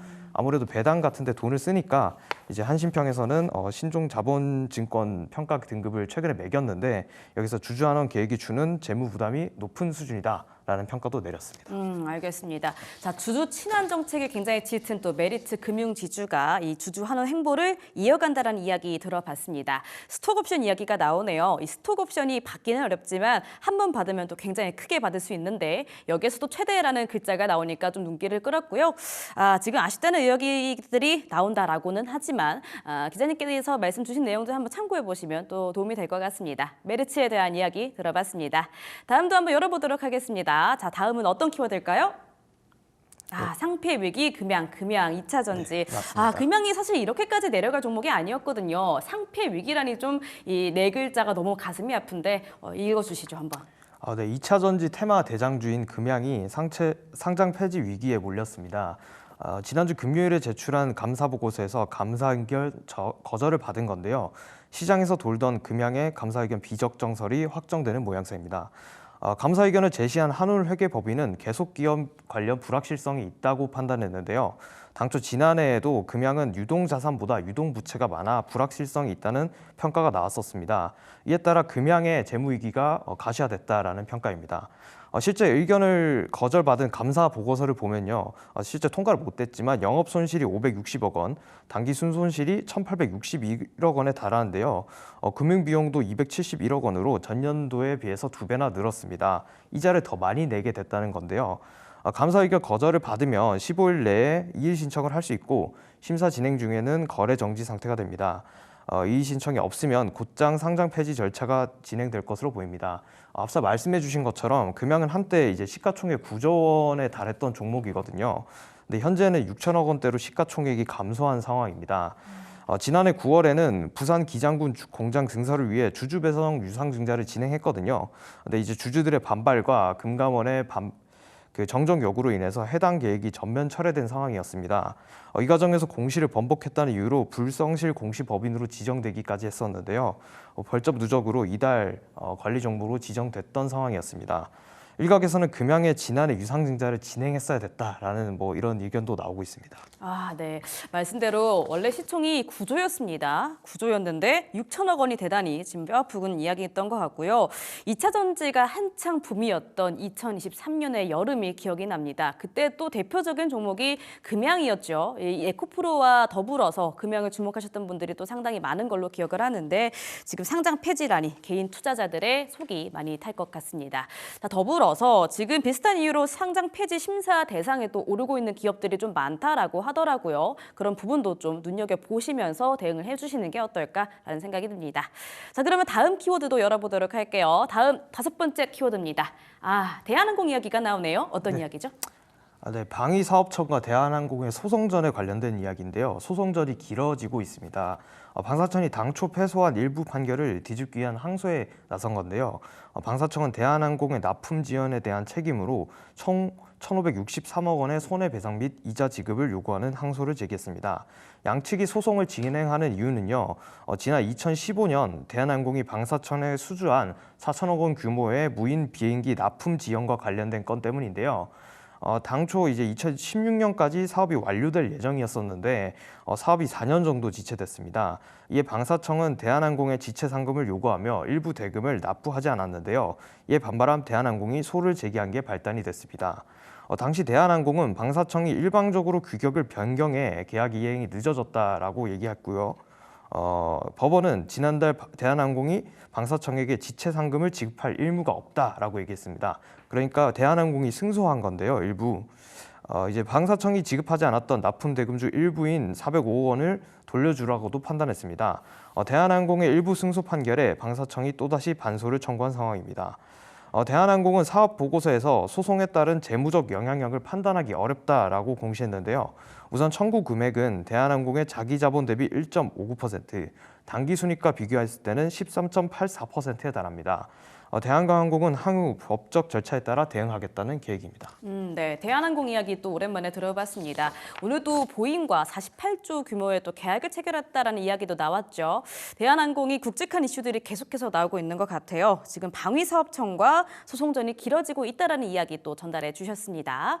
대한항공 이야기 잘 들어봤고요. 6번째 키워드도 열어보도록 할게요. 은행주 이야기가 또 나오네요. 매력도가 지금 올라가고 있다라고 합니다. 맞습니다. 어떻게 올라가고 있죠? 네, 전주의 은행주가 이제 3.6% 상승했는데요. 이제 반등세를 계속 지속하는 상황입니다. 연초에 대비해서는 코스피에 비해서 이제 소폭 초과 상승해서 눈길을 끌었는데요. 이제 JB금융지주의 상승폭은 지난주 6.6%나 올랐었습니다. 은행주는 코스피 대비해서는 아무래도 상대적인 약세를 보였었는데 증권가에서는 이런 상대적 약세가 가격 매력도를 올렸다라고 평가하고 있습니다. 게다가 31일부터 앞서 말씀드린 것처럼 공매도가 재개되는데요.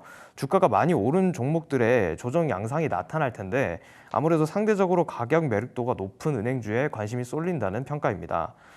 실제로 외국인들이 공매도 재개 이후에 국내 증시 순매수에 나선 사례도 있었는데요.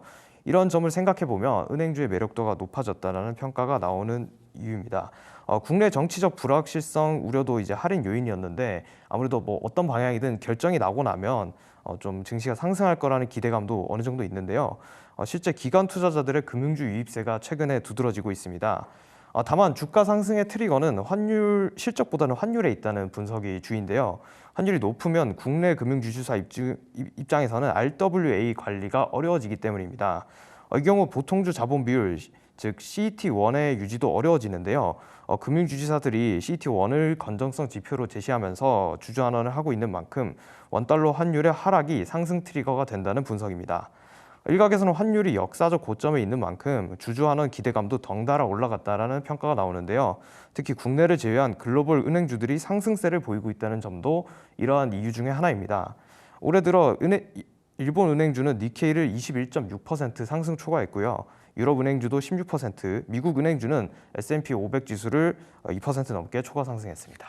네, 시장이 좀 불확실성을 띌 때마다 지금 저희가 또 보게 되는 게 은행주입니다. 저번 주에도 은행주가 꿈틀꿈틀하기는 하더라고요. 이 하나 에어로스페이스가 10위권 밖으로 밀려났을 때 KB금융이 쏙하고 이달에 틈타서 들어오기도 하고요. 지금 특히나 첫 번째 때 말씀해 주셨던 공매도 시행과 맞물려서 또 이 구간에서 다시 한번 은행주를 보시는 게 어떨까라는 생각이 듭니다. 자, 그러면 마지막 키워드 열어보도록 하겠습니다. 7번째 키워드는요. 로봇주 이야기네요. 로보티즈 물적 분할 이슈입니다. 어떤 이야기일까요?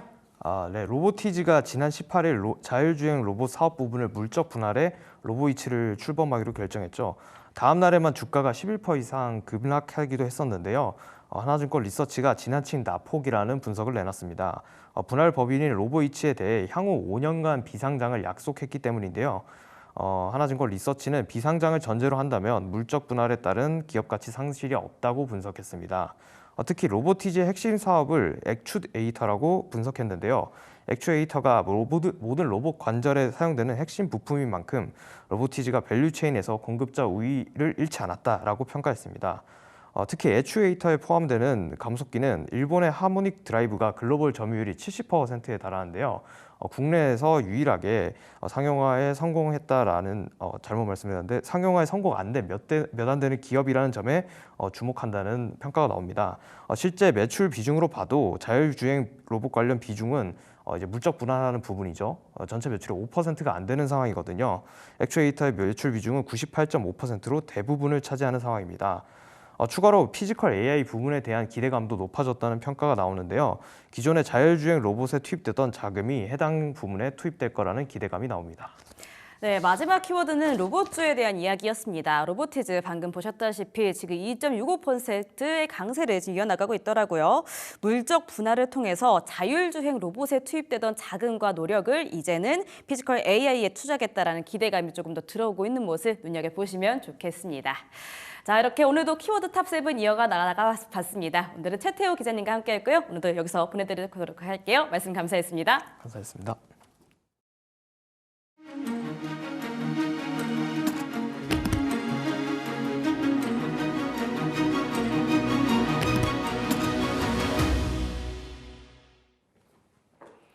오전장 정리하고 오후장 대응 전략 짜보는 머니체크 시간입니다. 오늘은 딜사이트S 김동석 마스터와 함께하도록 하겠습니다. 마스터님 안녕하세요. 네, 반갑습니다. 오늘 반도체는 좀 쉬어가고 있는 가운데 코스피 지수는 방향성을 찾고 있습니다. 그런 와중에 코스피 시장에서는 자동차주가 선방을 하고 있고요. 또 코스닥 시장에서는 HLB가 10% 긴 빨간불을 켜고 있습니다. 자, 시장 진단 어떻게 하고 계실까요? 네, 요즘 들어서 감사보고서 시즌이다 보니까 의견 거절이 뜨는 기업도 있고요. 아니면은 감사보고서가 제대로 나와서 좀 긍정적인 흐름을 만드는 기업도 많습니다. 그래서 항상 이 실적이 좀 안 좋은 기업들이나 아니면은 10년 연속 영업이익이 적자나는 기업들에 대해서 조심하는 이유는 이렇게 1년에 한 번씩 나오는 감사보고서 시즌에 잘못하면 큰일 날 수도 있다. 그러다 보니까 조심한다라고 보시면 될 것 같습니다. 네, 최근 들어서 계속 상승세가 이어지던 반도체 종목들이 좀 밀리는 모습을 보여주고 있고요. 그 이유는 오늘 마이크론이 마이너스 8%까지 급락이 나왔죠. 근데 마이크론이 뭐 나쁘거나 실적이 안 좋게 나오거나 그런 게 아니라 앞으로가 조금 애매할 수 있다. 뭐 이런 분위기다 보니까 급락이 나왔습니다. 그래서 삼성전자나 SK하이닉스도 오늘 뭐 큰 양봉이나 또는 뭐 전에 이 고점 라인대를 돌파해주는 모습을 보이지는 못했다라고 보시면 될 것 같고요. 그래서 오늘 증시도 계속 애매한 흐름인데 그나마 방어를 해주는 이유는 일단 미국 선물 지수가 0.8%가량 상승하고 있다라고 볼 수 있고요. 그리고 추가적으로 그동안 조금 조용하고 힘을 못 쓰고 있던 완성차 쪽에 있는 기업들이 상승하고 있다라고 보시면 될 것 같아요. 실제 완성차에 대한 이 재무제표를 열어보면은 기업 가치가 이 실적 대비해서 상당히 낮은 걸 확인할 수 있습니다. 그러니까 얼마나 낮냐라고 한다면은 적정 가치라도 아니고 저평가되어 있는 가치라고 보시면 될 것 같아요. 아니, 이 정도 보면은 지금 시가총액보다는 최소 2배 이상 올라가야 되는 게 맞는데 왜 이렇게 조용하지라고 확인할 수 있거든요. 왜 그러냐라고 한다면 지금 완성차에 대한 이 성장성에 대한 불확실성이 있는 거예요. 돈 버는 거 알겠어. 근데 앞으로도 이만큼 계속 벌 수 있을까라는 느낌표, 어찌 보면은 걱정이 좀 드는 거죠. 그러다 보니까 지금 상황에서는 아마 완성차가 이 전기차 쪽으로 대한 성장세가 다시 이어질 수 있다. 또는 충분히 완성차에 대한 미래가 보인다. 이런 얘기가 나오거나 또는 그게 눈으로 보이는 상황에서는 충분히 실적 대비해서 주가도 따라갈 수 있다라고 저는 생각하고요. 지금의 완성차 반등은 좀 긍정적으로 볼 수 있지 않을까 생각합니다. 그렇기 때문에 뭐 반도체가 지금 이대로 꺾인다라는 느낌보다는 이번 주에는 좀 불확실성들을 좀 지켜보고 그다음에 충분히 반도체도 이 범용 반도체에 대한 가격 상승이 계속 이어지고 그다음에 온디바이스 AI라든가 HBM에 대한 수요가 계속 성장하는 그리고 그 실적에 반영되는 모습 보인다면은 흔들리더라도 결국엔 주가는 상승이 이어진다라고 볼 수 있습니다. 여러분들은 지금 그냥 분위기나 느낌이나 기분보다는 찍히는 수치에 좀 집중해서 실적이 성장하고 있구나, 수출이 늘어나고 있구나 확인하면서 대응하시면 좋을 것 같습니다. 네, 오늘 시장 약간 체감 지수가 썩 나쁘진 않은 것 같은데 선물 쪽을 보니까 외국인의 매도세가 상당히 눈에 띕니다. 아무래도 정치적인 불확실성에 대해서 외국인들이 꽤 눈여겨보고 있는 것 같은데요. 오후장에는 대응을 어떻게 보는 게 좋을까요? 네, 오늘 사실 10시에 한덕수 총리의 탄핵 심판이 기각이 났습니다. 그러다 보니까 좀 어느 정도 불확실성이 넘어갔고요. 이제 남은 것들이 많죠. 이재명 대표의 우리 이 선거법 위반 선고가 있고요. 그 다음에 현재 대통령의 탄핵 심판에 대한 지정 날짜도 확정나는 날도 있습니다. 그러다 보니까 이번 주가 제가 봤을 땐 거의 슈퍼위크라고 볼 수 있을 정도로 이런저런 일이 많거든요. 그래서 이번 주만 잘 보내면 제가 봤을 땐 증시가 어느 정도 방향성을 잡을 수 있지 않을까 생각을 하고 있고요. 이번 주 같은 경우에 최대한 조심히 대응하는 게 맞습니다. 옛날에 우리가 기억을 해보면 사실 이 재판관의 한마디 한마디에 증시가 오르기도 하고 내리기도 하고 상당히 등락이 컸거든요. 근데 그게 이번 주라고 보시면 될 것 같습니다. 그래서 이번 주에 올라가니까 적극적으로 대응해야지라기보다는 사실 조금 느리게 한다고 해서 좀 여유를 가지고 대응한다고 해서 손해를 보거나 또 느리게 한다고 해서 뭔가 방향성이 바뀌거나 그러지 않거든요. 사실 내가 당장 오늘 안 집어서 내일 날아갔다라고 한다면 이건 애초에 나한테 수익이 날 기업이 아니었을 가능성이 높습니다. 실제 주가가 상승하거나 우리한테 큰 수익을 내는 기업들은 오늘 찍나 내일 찍나 사실 수익률에 큰 차이가 없더라. 그러다 보니까 우리는 이번 주는 조금 최대한 조심하면서 대응하는 게 낫겠다. 오늘 오후장 같은 경우에도 이번에 좀 기름 났다고 해서 무조건 상방이래라고 생각하기보다는 아직 불확실성이 남아있다 보니까 좀 보수적으로 대응하는 게 좋겠다 말씀드리겠습니다. 네, 가급적 관망세를 유지하면서 이번 주 시장 바라볼 텐데요. 그럼에도 불구하고 오늘 장에 좀 눈여겨볼 만한 종목들은 어떤 것들이 있는지 하나씩 토픽 살펴보겠습니다. 우선 첫 번째 종목으로는 SK 이터닉스 가져와 주셨습니다. 2월 초에 거래량을 동반하면서 나름대로 우상향 기조를 이어가다가 최근에는 좀 거래량도 줄어든 것 같고요. 살짝은 하락하는 느낌인데요. 어떤 모멘텀에 집중을 해봐야 할까요? 사실 최근 들어서 계속 관심 가져야 되는 거는 저는 이 연료전지 그리고 이 LNG 천연가스를 이용한 이 연료 전지에 대한 개발 그리고 이 발전이 중요하다라고 보고 있습니다. 아시겠지만 이번 주에 알래스카 주지사가 한국에 방문하게 돼 있습니다. 그럼 방문해서 무슨 얘기 하겠어요? 우리 LNG 개발하자. LNG 우리 이번에 알래스카에서 파가지고 그거 옮겨가지고 우리 수출하자. 할 거란 말이에요. 근데 아시겠지만 그걸 하는 이유는 이 트럼프 자체가 이번에 천연가스에 대한 생산량을 늘리고, 근데 그 늘리는 이유가 그냥 가격을 낮추려고 하는 게 아닙니다. 지금 러시아에서 오는 천연가스를 자르고 실제 미국에서 그냥 전부 다 LNG를 수출하려고 준비를 하고 있는 거고, 한국에서도 이번에 오만이나 카타르에서 오는 LNG 천연가스 관련해서도 연장을 안 했습니다. 왜 연장 안 했습니까? 미국 거를 수입하려고 연장을 안 했어요. 일본도 미국 거 수입하기로 약속했고요. 대만도 약속했습니다. 그러니까 지금은 트럼프가 이 천연가스 관련해서 LNG 관련해서는 지금 전부 다 미국 걸 써라. 그래서 우리 편과 아닌 편을 지금 LNG로 나누고 있다라고 볼 수 있을 정도입니다. 아마 이번에 알래스카 LNG 사업 같은 경우에도 한 60조 들거든요. 근데 그 60조를 아마 미국 돈으로 하지 않고 일본 돈이나 중국 돈으로 할 가능성이 높다라고 보시면 될 것 같습니다. 그래서 개인적으로는 LNG에 대한 중요성이 계속 커지고 지금 전력에 대한 부족도 나오지만 그 전력 부족을 뭐 여러 가지 말이 있어요. SMR로 하면 되지 않겠느냐, 아니면은 뭐 태양광을 좀 늘리면 되지 않겠느냐, 뭐 이런 말들이 있는데 당장에서는 정말 해결할 수 있는 방법이 천연가스밖에 없어요. 그래서 아마 천연가스로 이 전력량을 늘리는 수밖에 없지 않을까라고 생각을 하고요. 그 안에서도 이제 천연가스로 에너지를 개개를 해서 연료전지 만드는 기업이 이제 SK 이터닉스라고 생각하시면 될 것 같습니다. 그래서 그걸 SOFC라고 얘기를 하거든요. 그래서 미국에 있는 블룸 에너지랑 같이 손을 잡고 이 사업을 진행하고 있는 기업 중 하나입니다. 그리고 추가적으로 이제 에너지 관련해가지고도 이제 사업을 SK 가스랑 좀 진행을 하는 기업이 SK 이터닉스다 보니까 저는 충분히 긍정적으로 볼 수 있다라고 생각하고요.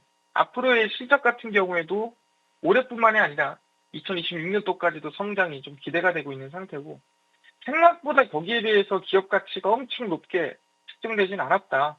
성장하고 나서 뭐 상한가가 연속 3번이나 그 당시에는 이 상한가 규칙이 변하기 전이었기 때문에 가긴 했지만 그래도 지금 이 흐름 자체는 상당히 긍정적이라고 볼 수 있을 것 같습니다. 그래서 SK 이터닉스는 저는 지금 목표가를 본다고 한다면은 15,500원 라인대 잡으시면 될 것 같고요. 손절가는 12,000원 라인대 손절가 잡으면서 대응하시면 좋을 것 같다 말씀을 드리겠습니다. LNG 사업 개발이 보다 본격화될 때 가장 또 많은 수혜를 기대해 볼 수 있는 종목이지 않을까 싶습니다. SK 이터닉스 받아봤고요. 이어서 동방메디컬 가져와 주셨는데 새내기주죠. 보통 새내기주는 오보행 이슈에 대해서 리스크를 좀 감내해야 할 것 같은데 그럼에도 불구하고 탑픽주로 저희가 좀 눈여겨봐야 할 이유는 뭘까요? 사실 동방메디컬 같은 경우에는 지금 한방침 만드는 기업이라 볼 수 있을 것 같아요. 근데 한방침 만드는 기업, 뭐 부항 만드는 기업에 무슨 관심을 가지냐라고 하겠는데, 올해부터 시작을 해서 내년도까지 이 기업은 한방침에서 그냥 필러 회사가 된다라고 보시면 될 것 같습니다. 최근에 이런 말이 있어요. 피부과가 너무나도 잘 되고 있다. 왜 잘 되고 있냐? 한국 사람보다 외국인이 더 많은 상태이다라고 얘기합니다. 성형을 하기보다는 요새는 뿌띠 성형이라고 합니다. 칼을 대지 않고 필러를 넣는다라든가, 아니 주사를 넣는다라든가, 아니면 레이저를 한다라든가 여러 가지를 이용해서 칼을 대지 않는 미용이 상당히 이슈가 되고 있다라고 얘기를 하고 있죠. 근데 중요한 게 뭐냐라고 한다면 그건 진짜일까? 이게 말로만 진행되고 있는 건지. 그래서 최근에 나온 얘기가 피부과마다 이 중국 말을 통역해주는 직원이 따로 있다. 그래서 한 명에서 많게는 두세 명까지도 나온다라고 하더라고요. 그래서 실제로 제가 한번 이 홍대에 있는 모 피부과를 방문을 해봤습니다.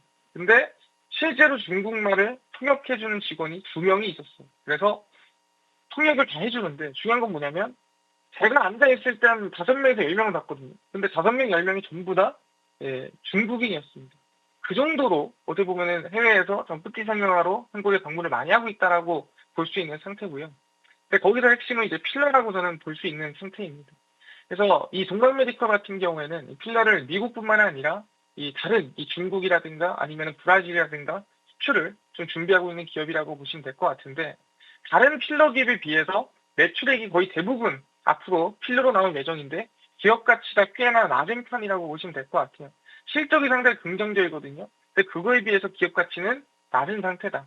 근데 제가 아까 이 원고를 쓰는 동안에 주가가 10,000원 초반이었는데 이게 순간 지금 주가가 5% 이상 상승이 나왔거든요. 그래서 아마 목표가로 본다고 한다면 꽤나 저는 낮다라고 할 수 있겠는데 그렇더라도 저는 긍정적인 흐름으로 일단은 낮은 목표가더라도 추가적인 상승을 볼 수 있지 않을까라고 생각합니다.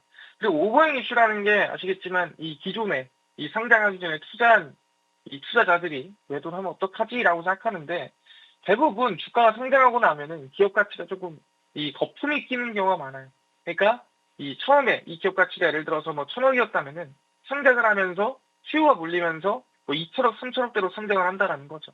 그런 경우에는 사실 주가 하락이라든가 급락 걱정을 좀 해야 됩니다. 왜? 예상보다 또는 기업 가치보다 너무 거품 불어서 상장을 했기 때문에 당연히 하락 가능성이 높겠죠. 하지만 동방메디컬은 지금 실적 기준으로 본다고 하더라도 이 기업 자체가 지금 거품이 엄청 물려 있다. 또는 지금 엄청 고평가돼 있다. 보기는 어렵다라고 얘기하는 겁니다. 특히 아까 10,000원대라고 한다면 나쁘지 않은 가격대다라고 볼 수 있기 때문에 저는 지금 구간에서는 오버행이라든가 기업에 대한 고평가 이슈는 크게 좀 관심 안 가지셔도 되지 않을까 생각하고요. 지금 구간에서 잘 간다면 현재 시가총액을 본다고 한다면 한 200억, 300억쯤 될 것 같은데 이게 저는 이 적정 가치로 올라간다. 그럼 저도 한 2,800억까지는 가지 않을까라고 생각을 항상 하거든요. 근데 이미 2,800억 라인대를 찍고 내려왔기 때문에 다시 한번 반등세나 상승세가 좀 이해해줄 수 있지 않을까. 왜 그러냐면은 이번에 3분기에 이 무비자 입국 관련해서 중국에서 허용이 될 가능성이 높다라고 얘기를 하고 있죠. 그러다 보니까 원래는 제주도만 가능했는데 이제는 이 중국인 단체 관광객에 대해서 무비자 입국 허용된다면 더 기대감이 커질 수 있지 않을까 생각을 해봅니다. 지금 구간에서 목표가는 제가 11,500원 좀 짧게 잡아놨는데 이게 오늘 양봉이 나와서 그렇습니다. 그래서 11,500원 돌파를 하면은 그 이상 좀 상승세 보시면 좋을 것 같다 얘기를 하고요. 손절가는 9,000원 라인트 잡으면서 대응하시면 될 것 같다 말씀을 드리겠습니다. 네, 확실히 외국인들 사이에서 한국의 피부과 정말 인기 많습니다. 강남만 가도 피부과 들어가면 외국인들이 정말 많이 있는 걸 볼 수 있는데요. 그런 의미에서 동방메디컬 확실한 저평가 구간이다라고 모멘텀을 받아봤습니다. 다만 오늘 한 5% 가까운 상승, 말씀 주셨던 목표가까지 룸이 정말 타이트하게 남아 있습니다. 500원도 채 남지 않았는데 만약에 돌파한다고 한다면요. 11,500원까지 올라간다고 했을 때 혹시 추가적인 그 상단의 목표가 한번 받아볼 수 있을까요? 네, 동방메디컬이 제가 이제 설명드리고 좀 언급할 때까지만 하더라도 음봉이었는데 오늘 급격하게 또 오후장 슬슬 가면서 양봉이 나오면서 상승률이 한 지금 5%도 안 남았죠. 그런 상태라서 그 만약에 11,500원 돌파한다면 어디까지 우리가 볼 수 있겠느냐라고 한다면 저는 12,500원까지도 열어놓고 봐야 된다고 생각합니다. 왜냐면 아까 제가 설명드린 거는 2,800억까지도 본다라고 설명드렸잖아요. 2,800억까지 가려면 적어도 한 14,000원까지 올라가야 돼요. 근데 14,000원은 조금 높다라고 생각하고요. 지금 구간에서는 11,500원 돌파 이후에는 12,500원까지는 조금 지켜볼 수 있지 않을까 말씀드리겠습니다. 네, 11,500원 돌파 시에는 12,500원까지 상단을 열어두는 전략으로 끌고 가 보겠습니다. 다만 오늘 5%의 상승이 살짝 부담스러우신 분들도 계실 것 같으니까요. 혹시 추가적인 눌림이 있다라고 한다면 손절가 9,000원 잡아주시면서 천천히 저점 매수해보시는 전략도 유효할 것 같습니다. 이어서 세 번째 탑픽주 JYP 엔터 가져와 주셨습니다. 엔터 섹터 내에서도 굉장히 금쪽이 같은 종목이지 않을까 싶은데 정말 전망 좋게 봤는데 실적 실망감 급락을 면치 못했습니다. 오늘은 일부 회복하고 있지만 여전히 주가 6만 원대거든요. 어디까지 바라보시는지 어떤 모멘텀에 집중하고 계시는지 하나씩 오픈해 주시죠. 사실 JYP 엔터가 조금 과도하게 좀 급락한 게 아닌가라고 생각하고 있는 부분입니다. 왜 그러냐 한다면은 일단 우리가 두 가지 수혜를 볼 수 있을 것 같아요. 첫 번째는 중국이고 두 번째는 일본입니다. 일단 중국은 그동안 우리가 진출을 못하던 시장이 열린다는 부분이 있고요. 최근에 한한영해제에 대한 기대감이 이어지고 있죠. 그래서 제가 한한영해제가 한국을 위한 전략이다. 그렇지가 않다 했어요. 이거는 중국을 위한 전략이다. 중국이 소비가 늘지 않고 GDP 성장률, 경제 성장률 올리려다 보니까 실제 소비를 진작시켜야 되는데 진작시킬 만한 콘텐츠가 부족하고 그래서 한국에 있는 드라마라든가 미디어 또는 엔터를 유입한다라고 보시면 될 것 같아요. 그러면서 어떻게든 소비를 늘리게끔 만들고 있는 거죠. 그래서 이거는 한국이 아니라 중국 자체의 경제 성장률을 올리기 위한 전략 중 하나다. 그러다 보니까 혹시 자르면 어떡하지? 다시 이거 한한령 들어가면 어떡하지? 걱정하겠는데 아마 올해까지는 무비자 입국이 진행되기 때문에 충분히 기대감이 있지 않을까라고 생각을 하고 있는 상태고요. 이 추가적으로 지금 JYP 엔터 같은 경우에는 실적에 대한 전망이 조금 낮게 나왔다. 너무 실망감이 있다라고 얘기를 했잖아요. 앞으로가 저는 좀 더 긍정적일 수 있다라고 생각합니다. 왜 그러냐? 일단 기본적으로 엔화 강세입니다. 그러니까 엔터사들 중에서는 당연히 관세에 대한 리스크도 없을 뿐더러 실제 이 일본에 진출해서 매출액을 내거나 일본에 진출해서 수익을 내고 있는 기업들이 상당히 많습니다. 근데 엔화가 약세일 때, 그러니까 엔화가 떨어지고 있을 때는 같은 돈을 벌어도 비교적 낮게 버는 거죠. 왜냐하면은 예를 들어 100엔을 내가 뭐 500원으로 바꿀 수 있었다. 예를 들어서입니다. 바꿀 수 있었다라고 한다면은 이게 엔화가 강세가 나올수록 이제는 같은 100엔을 벌어도 700원, 800원으로 바꿀 수 있는 겁니다. 그러다 보니까 일본 가서 실제 엔터사에서 돈을 벌어오고 일본 가서 콘서트하고 일본 가서 앨범 판매하고 벌어오는 돈 자체가 엔화가 강세하는 국면에서는 실적이 더 커질 수밖에 없다라고 얘기를 하는 겁니다. 특히 JYP 엔터는 일본에서 꽤나 강세인 엔터사 중 하나거든요.